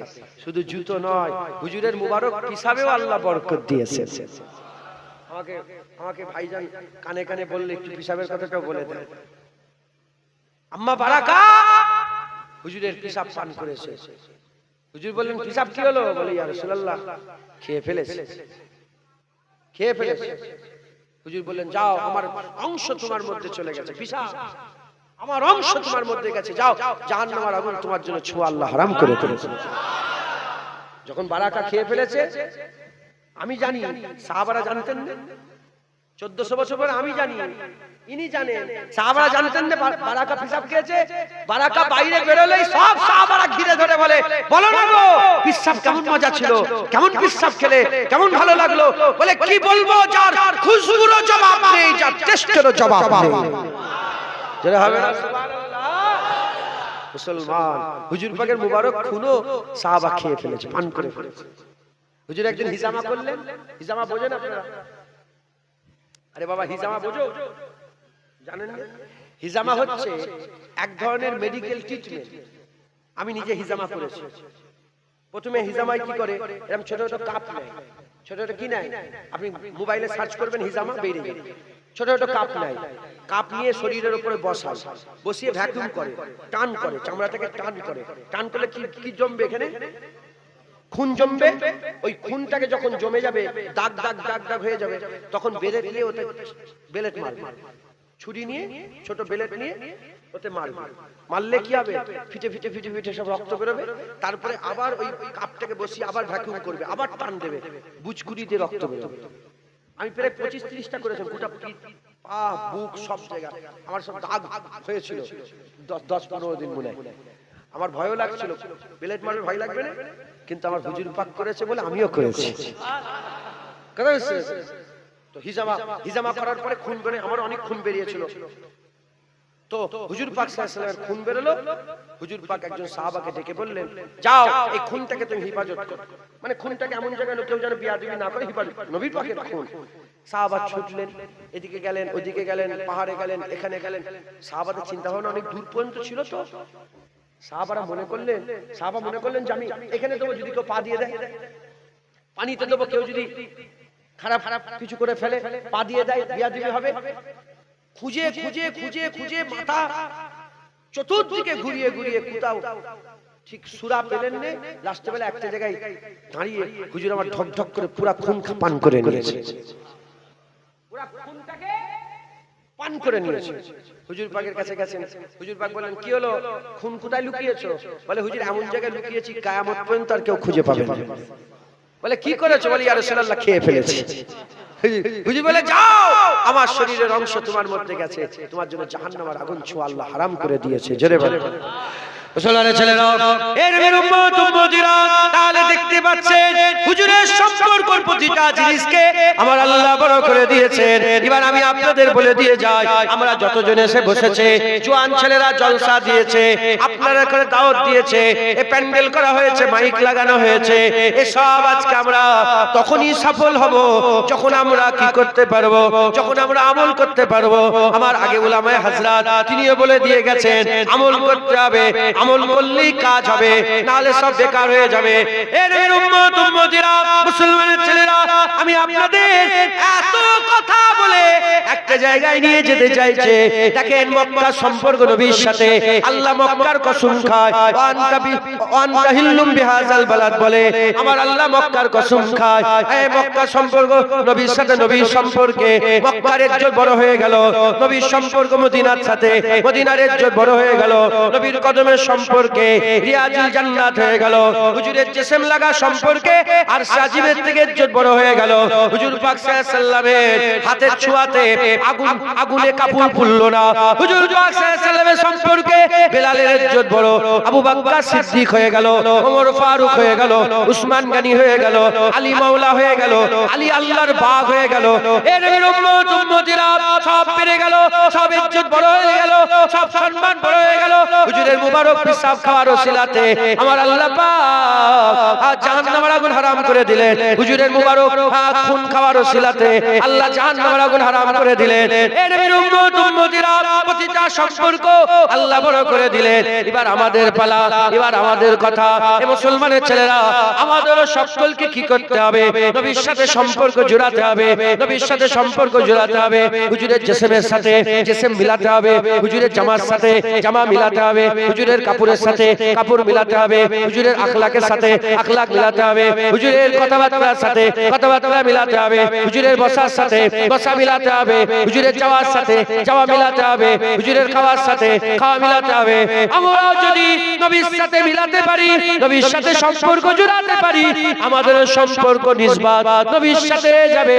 আল্লাহর কসম, প্রতিটা জিনিসকে যেমন আল্লাহ বড় করে দিয়েছে, ঠিক অনুরূপ ভাবে আমাদের ঘরেও আল্লাহ পাক বড় করে দেবে। বলেন ইনশাআল্লাহ। কথা ঠিক না বেঠিক বলে? প্রশ্ন জাগতে পারে, হুজুর তো 1400 বছর আগে আছে, চলে গিয়েছেন, হ্যাঁ কি করে হুজুরের আখলাক, হুজুরের বসা উঠা বুঝবো?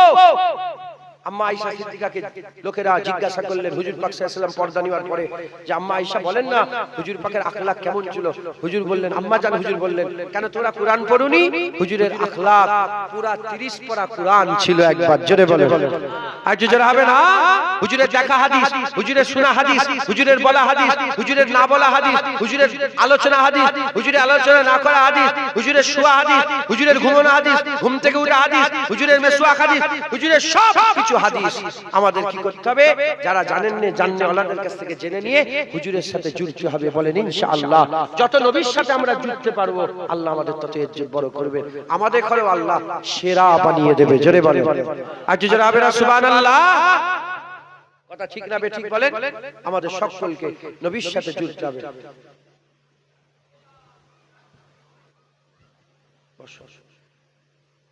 শুনছেন আপনারা? আমাদের সকলকে নবীর সাথে জুড়তে হবে। রাজি আছেন তো? বলে রাজি আছেন? আপনারা বিরক্ত হয়ে গেলেন? এবার হাঁপিয়ে যাচ্ছেন নাকি? এবার আর ভাল লাগে না? আর ভাল লাগে না? এটা আর 5 মিনিট 10 মিনিট সময় দেন না, তাহলে হয়ে গেল। আমাদের সকলকে নবীর সাথে জুড়তে হবে। হুজুর পাকের হ্যাঁ চেহারা মুবারক দেখেন, হুজুরের চেহারার সাথে চেহারা মিলান। হুজুরের চেহারায় কি আছে বলেন? হুজুর পাকের চেহারায় দাড়ি আছে, আপনারা সব চেহারায় দাড়ি দেন। বলেন ইনশাআল্লাহ। রাজি আছেন? হুজুর মেসওয়াক করতেন, আপনারা সব আপনারা শুনতে পান না?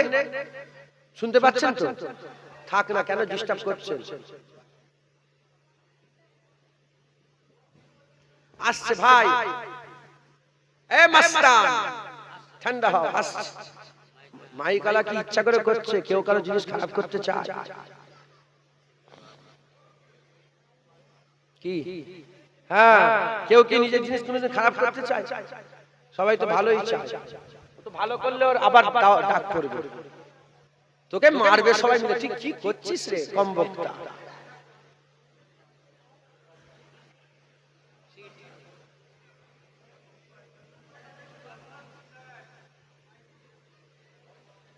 বন্ধ হয়ে গেছে, কারেন্টটা ডিস্টার্ব করছে তো, এই জন্য সমস্যা। আমাদের কি করতে হবে বলেন? নবী পাকের সাথে জুড়তে হবে। হুজুর পাকের চেহারায় দাড়ি ছিল, আপনারা সব দাড়িওয়ালা হন। বলেন ইনশাআল্লাহ। যখন দাড়িওয়ালা হবে, হুজুরের মুখেও দাড়ি, আপনার মুখেও দাড়ি, তাহলে নবীর সাথে সম্পর্ক জুড়লো না জুড়লো না? হুজুর পাক সাল্লাল্লাহু আলাইহি ওয়াসাল্লাম মেসওয়াক করতেন, আপনারা মেসওয়াক করবেন। হুজুর জুতো পরতেন, আপনারা জুতো পরবেন। হুজুর পাক সাল্লাল্লাহু আলাইহি ওয়াসাল্লাম পাগড়ি পরতেন, আপনারা পাগড়ি পরবেন। হুজুর পাক টুপি পরতেন, আপনারা টুপি পরবেন। হুজুর জুব্বা পরতেন, গোল জামা পরতেন, আপনারা গোল জামা পরবেন। বলেন ইনশাআল্লাহ। হুজুর ফাড়া জামা যুদ্ধের ময়দানে যে পরতেন, হুজুর পায়জামা যুদ্ধের ময়দানে পরতেন, আর এমনি বেশিরভাগ সময় হুজুর ফাড়া লুঙ্গি পরে তাহবান বানতেন, তাহবান পরে থাকতেন। আপনারা তাহবান পরবেন, বলেন ইনশাআল্লাহ। হুজুর পাক সাল্লাল্লাহু তিনি নবী, কিন্তু তিনি প্রথমে লোককে সালাম দিয়ে দিতেন। আপনারা লোককে কি দিবেন? প্রথমে সালাম দেবেন। তুমি বলো, আজকে সারা দিন একজনকে সালাম দিয়েছো? সত্যি কথা বলো। মাশাআল্লাহ, তুমি দিয়েছো কাউকে? তুমি দিয়েছো কাউকে সালাম? সারা দিন আসসালামু আলাইকুম দিয়েছো কাউকে? কাকে? কাকে? জোরে বলো। দিয়েছে? আপনাকে সালাম দিয়েছে? এই শুনছেন, সারা দিন চলে যায়, লোকের একবার সালামই দেয় না। এরকম লোক আছে না নেই? আরে এত মুসলমান ঘুরছে, আরে আসসালামু আলাইকুম। আপনি অপেক্ষা করবেন না, হুজুর পাক যদি আগে সালাম দেয়, তুমি কে? আগে প্রথমে সালাম দিয়ে দেবেন, বলেন ইনশাআল্লাহ। বলেন ইনশাআল্লাহ। আপনি প্রথমে সালাম দেবেন। আল্লাহ আমাদের সকল কবুল করেন। হুজুর পাক সাল্লাল্লাহু আলাইহি সাল্লাম কারণ নাম ধরে ডাকলে ভালো নামে ডাকতেন। অনেকে রাগের নাম ধরে ডাকে, আছে? বানানো নাম আছে? এ কেলো এরকম করে ডাকে, আছে? ডাকবেন না। এই শুনছেন আপনারা? এরকম করে ডাকবেন না। কি নামে ডাকবেন? ভালো নাম। তার ভালো নামটা ধরে রাখবেন। আব্দুর রহমান, আব্দুর রাজ্জাক, আব্দুর রহিম, ভালোভাবে তার নাম ধরে ডাকবেন।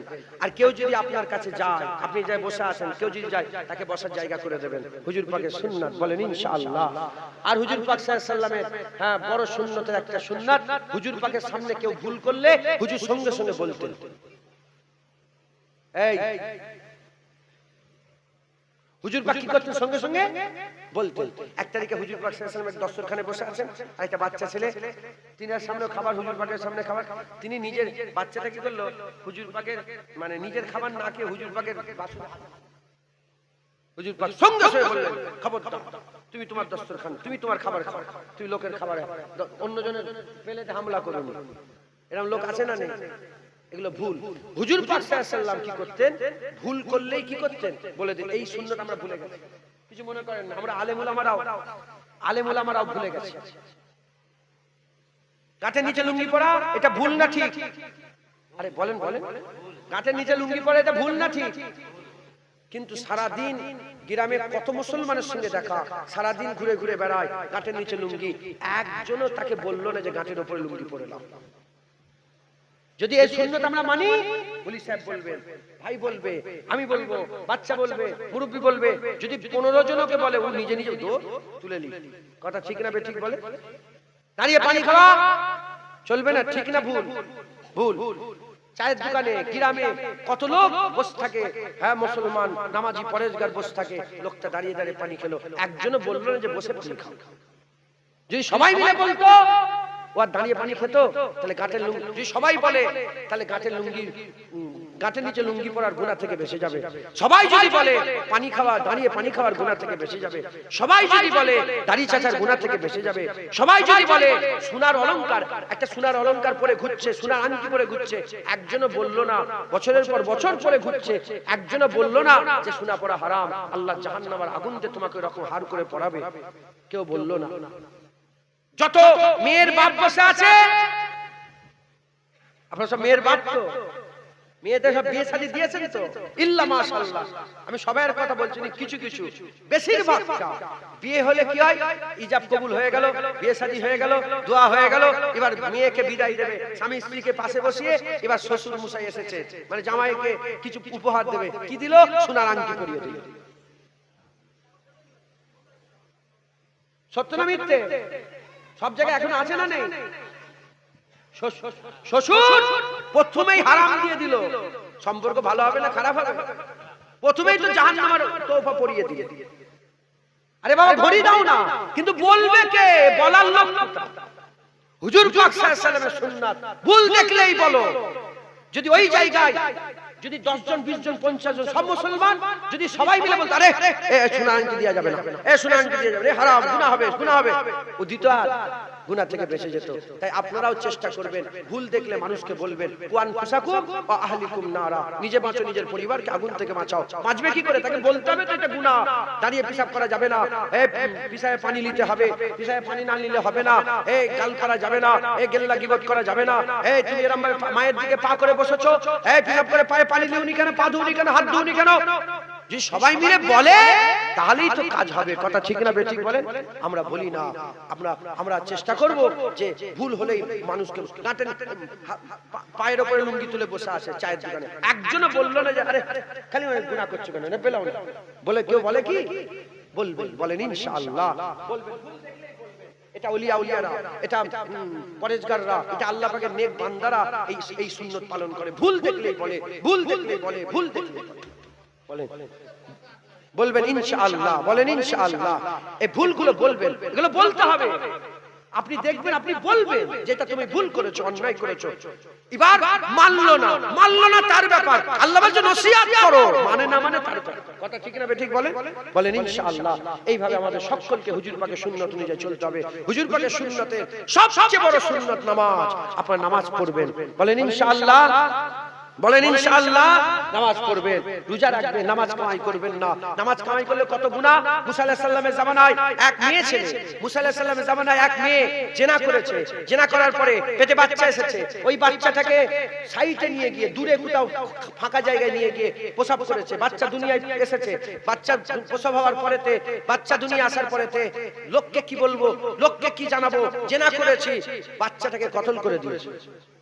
বাচ্চাদের কতল করে মুসা আলাইহিস সালামের কাছে এসে বলে, এ মুসা আমি গুনাহ করে ফেলেছি। বলে কি গুনাহ? বলে আমি জিনা করেছি, আমার নিজের বাচ্চাকে কতল করেছি। মুসা আলাইহিস সালাম মুখ ফিরিয়ে নিয়েছে। হযরত জিবরাইল আলাইহিস সালাম এসে বলে মুখ ফিরালেন কেন? বলে কত বড় গুনাহ করেছে। জিবরাইল আলাইহিস সালাম বলে এটাই কি আপনার কাছে সবচেয়ে বড় গুনাহ? বলে এর থেকে বড় কি গুনাহ হতে পারে? জিবরাইল আলাইহিস সালাম বলে আল্লাহ বলে পাঠিয়েছে এর থেকেও বড় গুনাহ যারা নামাজ কাজা করে। এর থেকেও বড় গুনাহ যারা নামাজ পড়ে না, নামাজ কাজা করে। চিন্তা করবেন, ভাববেন, মুসলমান দুদিনের দুনিয়া আর আখিরাত বাকি। আখিরাত বাকা থাকবে, দুদিনের দুনিয়া, দুনিয়া ফানা হয়ে যাবে। ফানার জন্য আখিরাত শেষ করে দেবেন না। হুজুর পাকের সুন্নাত অনুযায়ী চলেন। মক্কা মদিনা নবী পাকের সম্পর্কে বড় হয়েছে, আমরাও নবীর সম্পর্কে বড় হয়ে যাব, বলেন ইনশাআল্লাহ। এমনিতেই তো আল্লাহ বড় করে দিয়েছেন, নবীর সম্পর্কতেই আল্লাহ পাকের হাবিব বলেছেন সব নবীর আগে আমি জান্নাতে যাব, সব নবীর উম্মতের আগে আমার উম্মত জান্নাতে যাবে। কিয়ামতের ময়দানে হুজুরের উম্মত সবচেয়ে বেশি কাতারে থাকবে। একবার জোরে বলেন সুবহান। অতএব হুজুর পাক সাল্লাল্লাহু আলাইহি ওয়াসাল্লামের উম্মতের জন্য স্পেশাল রূহ কবজ করার জন্য স্পেশাল ব্যবস্থা করেছে। আমরা সকলে হুজুর পাকের সুন্নাত অনুযায়ী চলবো, হুজুর পাকের রাস্তা ধরে হুজুর পাকের সাথে সম্পর্ক জুড়াবো, বলেন ইনশাআল্লাহ। রাজি আছেন? বলেন ইনশাআল্লাহ। আছেন? আমরা সেই নবী পাকের সম্পর্কে হুজুর পাক সাল্লাল্লাহু আলাইহি ওয়াসাল্লামকে একটু সালামের তোহফা পৌঁছে দিই। ইয়া নবী সালাম।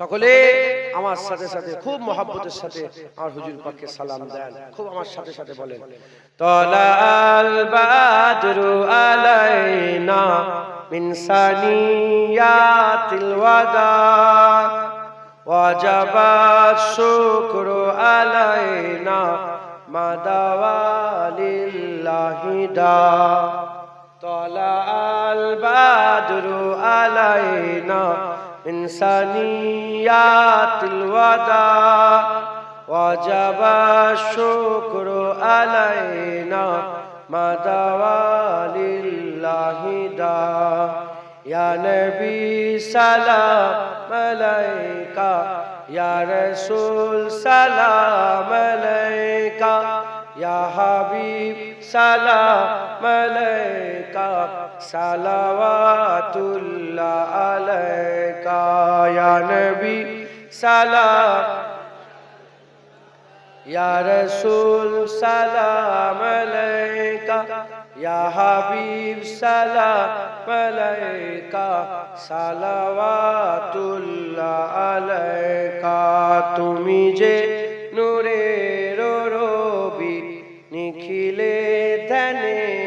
ছবি, তুমি না এলে দুনিয়ায় আধারে ডুবি তো সবই। ইয়া নবী সালাম আলাইকা, ইয়া রাসূল সালাম, ইয়া হাবিব সালাম আলাইকা, সালাওয়াতুল্লাহ আলাইকা।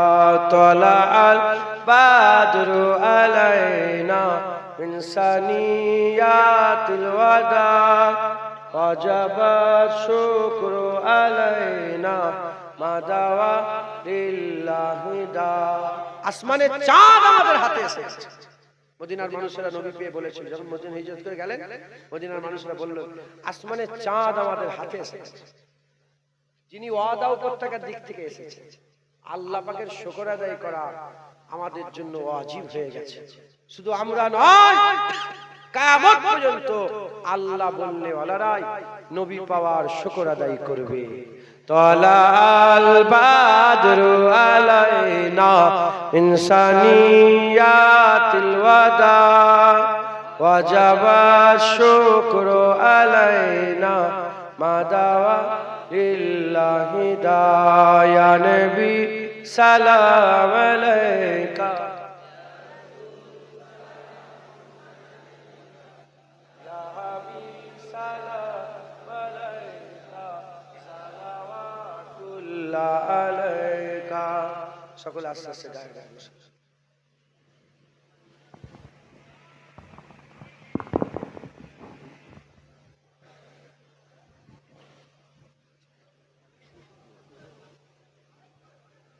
بلغ العلا بكماله كسبت تجا بجماله حسنت جميع خصاله صلوا عليه وآله درود الشريف اللهم صل على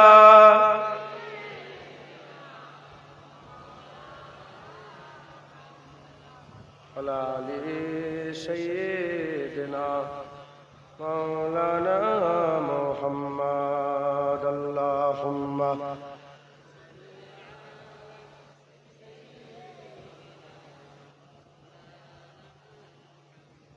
آل سيدنا مولانا محمد بولو مدینہ مدینہ مدینہ بولو مدینہ مدینہ مدینہ بولو مدینہ مدینہ مدینہ بولو مدینہ مدینہ مدینہ نہ کلیم کا تصور نہ خیال طور سینہ نہ کلیم کا تصور نہ خیال طور سینہ میری آرزو محمد میری آرزو محمد میری جستجو مدینہ بولو مدینہ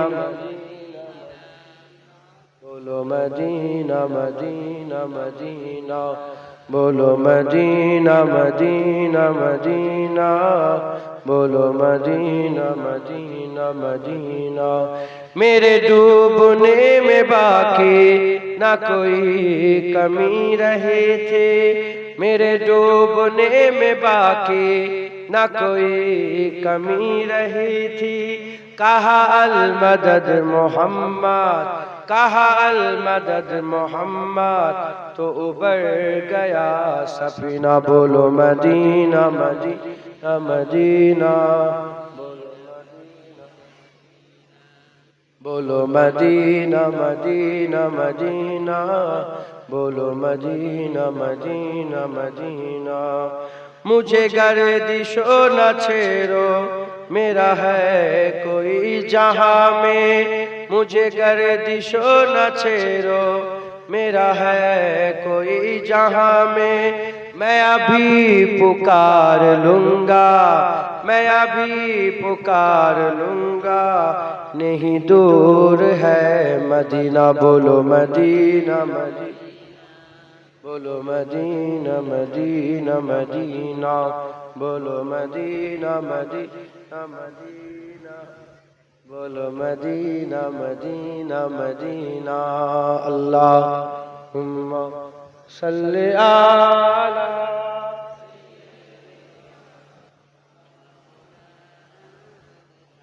अला আলি সাইয়্যিদিনা। আল্লাহ আল্লাহ পাক নিয়ে এসে হাজির করিয়েছিলেন। দু এক কথা বললাম, আমি কিচ্ছু খাইনি সকাল থেকে এখন পর্যন্ত। শুনছেন আপনারা? শুধু আজকের সময় মাঝি আন্ডা সেদ্ধ করে দিয়েছিলেন, তিনটে সাদা হোয়াইট একটা আর কি, মানে ভিতরে কুসুমটা, তিনটে চারটে সাদা আন্ডা খেয়ে কিচ্ছু খাইনি। আল্লাহ বলাচ্ছে, আল্লাহ আমার আর কমজোর হয়ে যাচ্ছে সব, কথা বুঝতে আর মুখ দিয়ে বেরোচ্ছে, কথা বুঝতে। আল্লাহ পাক নিয়ে এসে হাজির করে দু এক কথা বলালেন, বললাম সকলে আমল করবেন, বলেন ইনশাআল্লাহ। যত পারেন নবীর সাথে চলে হাঁটবেন। আপনি মনে মনে চিন্তা করবেন যে আমার নবী কেমন করে হাঁটতো, বসবেন মনে মনে চিন্তা করবেন আমার নবী পাক কেমন করে বসতেন, কথা বলবেন চিন্তা করবেন যে আমার নবী পাক কেমন করে কথা বলতেন। কথায় ঢুকছে? আপনার হুজুরের সাথে নিজের সম্পর্ক জোড়া। মান আহাব্বা সুন্নতি ফাকাদ আহাব্বানি ওয়া মান আহাব্বানি কানা মাই ফিল জান্নাহ। যে নবীকে, নবী সুন্নতকে মহব্বত করলো, সে নবীকে মহব্বত করলো। হুজুর এসে আমাকে মহব্বত করলো, যে আমাকে মহব্বত করলো আমার সাথে আল্লাহর জান্নাতে গেল। জোরে বলেন, আর একটু জোরে হবে না সুবহানাল্লাহ। কামিয়াবি, আসল কামিয়াবি কোনটা? আল্লাহ পাকের জান্নাতে যে ঢুকে যাওয়া, কথা ঠিক না বেঠিক? নবীর সুন্নত অনুযায়ী চলবেন, নবীর সাথে সম্পর্ক জুড়লে নবী পাক সাল্লাল্লাহু আলাইহি ওয়াসাল্লামের সাথে জান্নাতে যেতে পারবেন, বলেন ইনশাআল্লাহ। ইনশাআল্লাহ সংক্ষেপ করে দিলাম। আর ওই যে গজলটা বলবো ইনশাআল্লাহ, তার আগে আপনারা কিছু কিছু করে আমাকে টাকা দেন, আমার টাকার দরকার।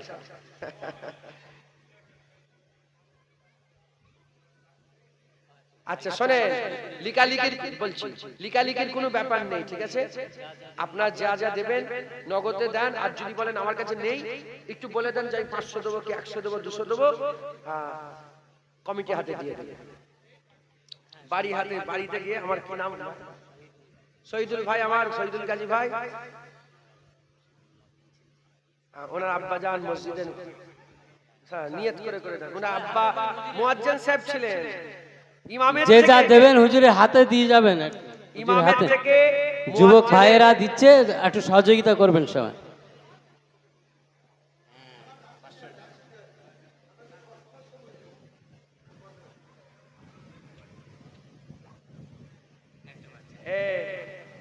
মুয়াজ্জিন সাহেবের ছেলে দিলেন, আরো সব ভাইরা দিচ্ছেন 500 টাকা, কেউ 100 টাকা। একটু তাড়াতাড়ি এখনই দোয়া হয়ে যাবে ইনশাআল্লাহ। আরে সবাই দাও, আপনারা সবাই যে যেমন পারেন, যদি কাছে টাকা না থাকে পরে কমিটির কাছে দিয়ে দিন। আমার ভাই 100 টাকা দিলেন, এই 200 নগদ কোনো ওয়াদা নয়। 500 টাকা দাও, 100 টাকা, 100 টাকা, এই 100 টাকা, ঠিক আছে দাও। বসছে কোন এই আমার কে, আপনি আপনার নাম কি? আপনারা কেউ না খেয়ে যাবেন না, দোয়ার পরে সকলে খাওয়া দাওয়া করে যাবেন। আমাদের ছেলেরা তাবারকের ব্যবস্থা করেছে, আপনাদের সকলকে দাওয়াত দেওয়া হলো, আপনারা সকলে দোয়ার পরে খাওয়া দাওয়া করে যাবেন। কি কি তাবারক আছে গো? এই খিচুড়ি খেয়ে যাবে সব, গোশ খিচুড়ি মাশাআল্লাহ। 200 টাকা, 250 টাকা, 100 টাকা, 200 টাকা, 200 টাকা, হ্যাঁ মাশাআল্লাহ। আবার একজন বাপজান 100 টাকা দিলেন, আমার এক ভাই 200 টাকা দিলেন, এক বাচ্চা 50 টাকা দিলেন, একজন ভাই 100 টাকা। সবাই একটু আস্তে আস্তে আসেন, কেউ হুড়োহুড়ি করবেন না। হ্যাঁ মায়না, যাও যাও যাও। আল্লাহ সকলে একটু হুজুরের হাতে দিয়ে দেবেন।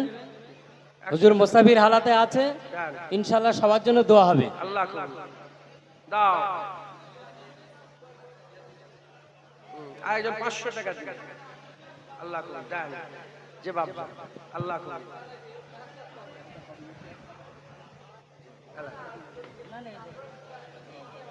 আল্লাহ আল্লাহ রহমত। আম্মা আম্মা মাথায় ফুটি হবে, আল্লাহ যারা যারা দিতে ইচ্ছুক চলে আসুন, এখানে দোয়া হবে ইনশাআল্লাহ। হুজুর একটি গজল বলবে, তারপরে দোয়া হবে, আপনারা খাওয়া দাওয়া করে যাবেন সবাই। যাদের দেওয়ার নিয়ত আছে চলে আসুন, দেরি করবেন না। যাদের কাছে নেই ইনশাআল্লাহ পরে কেন আজানের টাইম হয়ে যাচ্ছে, দোয়া হবে ইনশাআল্লাহ, খাওয়া দাওয়ার ব্যবস্থা আছে। যে যা দিচ্ছেন দিয়ে যান।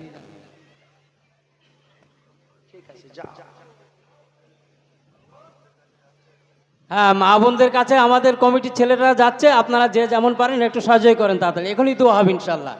ওদের একটি গজল বলবে, গজল বলার পরেই দোয়া শুরু হবে ইনশাল্লাহ। সকলে তিনবার সূরা ফাতিহা শরীফ সকলে সূরা ফাতিহা সূরা ইখলাস দরুদ শরীফ পড়েন। বিসমিল্লাহ।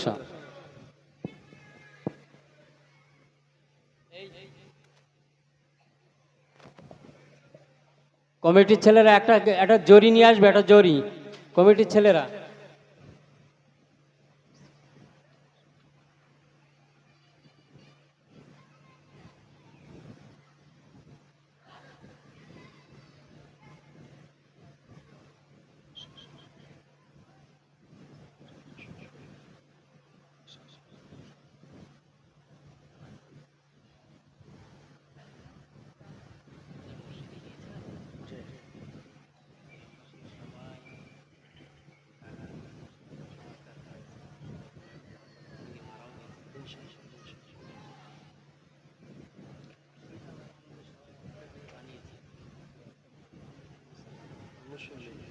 বললাম তো,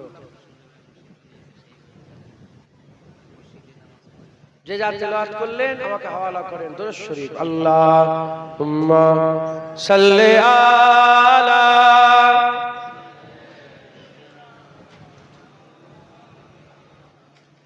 লালি সাইয়্যিদিনা। আমাদের ছিল এক সোনালী অতীত, নারীরে দিতাম সব জালিমের ভিত। আইন ছিল শুধু ইনসাফেরই, জুলুম রুখে দিতে হতো না দেরি। আমাদের সে অতীত হারিয়ে গেছে, মজলুম আজ তাই কেঁদে মরে। হারিয়েছি যা তা কি পাবো ফিরে, তুমি না জাগলে তাকে ফিরাবে। ইয়া শাবাব ইস্তাইকিজ, ইয়া শাবাব ইস্তাইকিজ। হে যুবক জেগে ওঠো, হে যুবক জেগে ওঠো। তুমি কি শোনোনি খালিদের কথা, সালাহউদ্দিনের শতবীর গাথা। যুগে যুগে তারা ছিল উম্মার ত্রাতা, তবে কেন আজ মনে শোকাতুর ব্যথা। তুমি কি শোনোনি খালিদের কথা, সালাহউদ্দিনের শতবীর গাথা। যুগে যুগে তারা ছিল উম্মার ত্রাতা, তবে কেন আজ মনে শোকাতুর ব্যথা। সিরিয়া কাশ্মীরে আরাকান উইগুরে ডাকছে তোমারই ভাই, মিটাবে জুলুম চিরতরে, তাকে কোথা খুঁজি বলো পাই। হারিয়েছি যা তাকে পাবো ফিরে, তুমি না জাগলে তাকে ফিরাবে। ইয়া শাবাব ইস্তাইকিজ, ইয়া শাবাব ইস্তাইকিজ। হে যুবক জেগে ওঠো, হে যুবক জেগে ওঠো। তুমি আজ বুঝে আছো ভোগ বিলাসে, ওদিকে তোমার বোন কাঁপে ত্রাসে। যাকে কবু দেখেনি সূর্যালোকে, সে বোন আজ লাঞ্ছিত বারে বারে। তুমি আজ বুঝে আছো ভোগ বিলাসে, ওদিকে তোমার বোন কাঁপে ত্রাসে। যাকে কবু দেখেনি সূর্যালোকে, সে বোন আজ লাঞ্ছিত বারে বারে। ভারত ফিলিস্তিনে আরাকান উইগুরে কাঁদছে তোমারই বোন, কাদেরই ডাকে তুমি সারা দেবে, বলো কবে নেবে এই পণ। ভাই হয়ে যদি না দাঁড়াও পাশে, আর কিভাবে বলো বিজয় আসে। ইয়া শাবাব ইস্তাইকিজ, ইয়া শাবাব ইস্তাইকিজ। হে যুবক জেগে ওঠো, হে যুবক জেগে ওঠো। আল্লাহুম্মা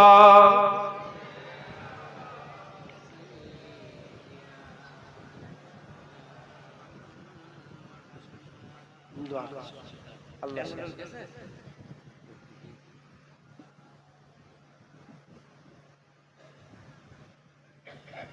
করছি, তুই ভিডিও করেছিস আমার? হ্যাঁ করছিস, ডিলিট করে দাও। যদি এখানে ভিডিও করে, যে ভিডিও করেছো ডিলিট করে দাও। এই ছেলেটাকে দেখা, এই ছেলেটা পোস্টারে যে ঢুকছে, তুই আর পেছন দিকে তাকা, এই যে পাশেরটা, তোর পাশেরটা। এই কমবক্তা ডিলিট করে দেবে, বলেন ইনশাআল্লাহ। হ্যাঁ, কিয়ামতের দাবি রেখে দিলাম। কি গো, কি গো, ঠিক আছে তো? ফটো তুলবেন না, ফটো তোলা হারাম। ফটো তোলা কি? ফটো তোলা কি হারাম। অতএব আপনারা সকলে এগুলো থেকে বেঁচে থাকবেন। ভুল হলে বলতে হবে হুজুর পাকের সুন্নাত, উনি ভুল করছেন, আমি গজল গাইতে গাইতে এমন করছি। সুন্নাত, এটা সুন্নাত, ভুল হলেই বলবেন। বলেন ইনশাআল্লাহ। আল্লাহ কবুল করেন। সকলে তওবা পড়েন। আউযু বিল্লাহি মিনাশ শাইতানির রাজিম। বিসমিল্লাহির রহমানির রহিম। আয় আল্লাহ তাআলা, আমি আমার জীবনে সমস্ত গুনাহ হইতে তওবা করিতেছি। আস্তাগফিরুল্লাহ রাব্বি মিন কুল্লি যামবি ওয়া আতুবু ইলাইহি। আশহাদু আল্লা ইলাহা ইল্লাল্লাহ ওয়া আশহাদু আন্না মুহাম্মাদান আবদুহু ওয়া রাসূলুহু। কালমা লা ইলাহা ইল্লাল্লাহ মুহাম্মাদুর রাসূলুল্লাহ সাল্লাল্লাহু আলাইহি ওয়াসাল্লাম। সকলে আমার মুজাদ্দিদ জামানের বায়াত করেন। রুহুল আমিন সাহেব যে পীরের মুরিদ, আপনারাও সেই পীরের মুরিদ হয়ে যান। জোয়ান ছেলেরা বায়াত হওনি তো কোনোদিন? বায়াত হয়েছে কোনোদিন? বায়াত হয়ে যাও। তোমরাও বলবে যে আমরা দাদা হুজুরের মুরিদ। রুহুল আমিন সাহেব দাদা হুজুরের মুরিদ, আমরাও। হ্যাঁ, বলো আমার সাথে বলো। আমি ওয়াদা করিতেছি ফুরফুরা শরীফে পীর ও মুর্শিদ মুজাদ্দিদুজ জামান হযরত আবু বকর সিদ্দিকী আল কুরাইশি রাহমাতুল্লাহ আলাইহি সিলসিলা ও মতাদর্শে বায়াত বলে নিজেকে স্বীকার করে নিলাম। বলেন ইনশাআল্লাহ। অনেকে বলেন আমি তবলিগ, আমি দেওবন্দি। তোমরা বলে আমরা ফুরফুরার মানুষ, আমরা ফুরফুরা মুজাদ্দিদ জামানের মুরিদ, আমরা রুহুল আমিন সাহেব জিনার মুরিদ, আমরাও তার মুরিদ। কি বলবে? রুহুল আমিন সাহেব জিনার মুরিদ, আমরাও তার মুরিদ। আর ভুলাবে না তো? বলেন ইনশাআল্লাহ। ইনশাআল্লাহ। আল্লাহ কবুল করেন। সংক্ষেপ করে দিলাম। আমার আব্বার নামটা জিজ্ঞেস করছে। আমার নাম, আমার আব্বার নাম ইউসুফ, জুনায়েদ ইবনে ইউসুফ। আল্লাহ কবুল করেন। আল্লাহ সকলে আমাকে ইজাজত দেন, দোয়া করি। আমার কথাবার্তা রাগ করলেন, কষ্ট করলেন? আপনারা কি একটা কাতার এমনি আগে থেকে দিয়েছেন নাকি? এটা আমার মনে নেই কিছু, আমার মনে নেই। ইয়া হুসैन ইবনে আলী तेरा जमाना याद है, छोड़ के तैबा तेरा करबल में जाना याद है। কারবালা, আমি নিজে কারবালায় গিয়েছি। হুজুর হুসাইন হুজুর মাজার জিয়ারত করে এসেছি। আল্লাহ করিয়েছে। কারবালা শহর, শহরের নাম ইরাকের কারবালা। আল্লাহ কবুল করেন। আল্লাহুম্মা আমিন। রব্বানা আতিনা ফিদ দুনিয়া وقنا عذاب النار يا رب العالمين। আল্লাহ পাক যে যা পড়েছে রহমত করুন। আল্লাহ পাক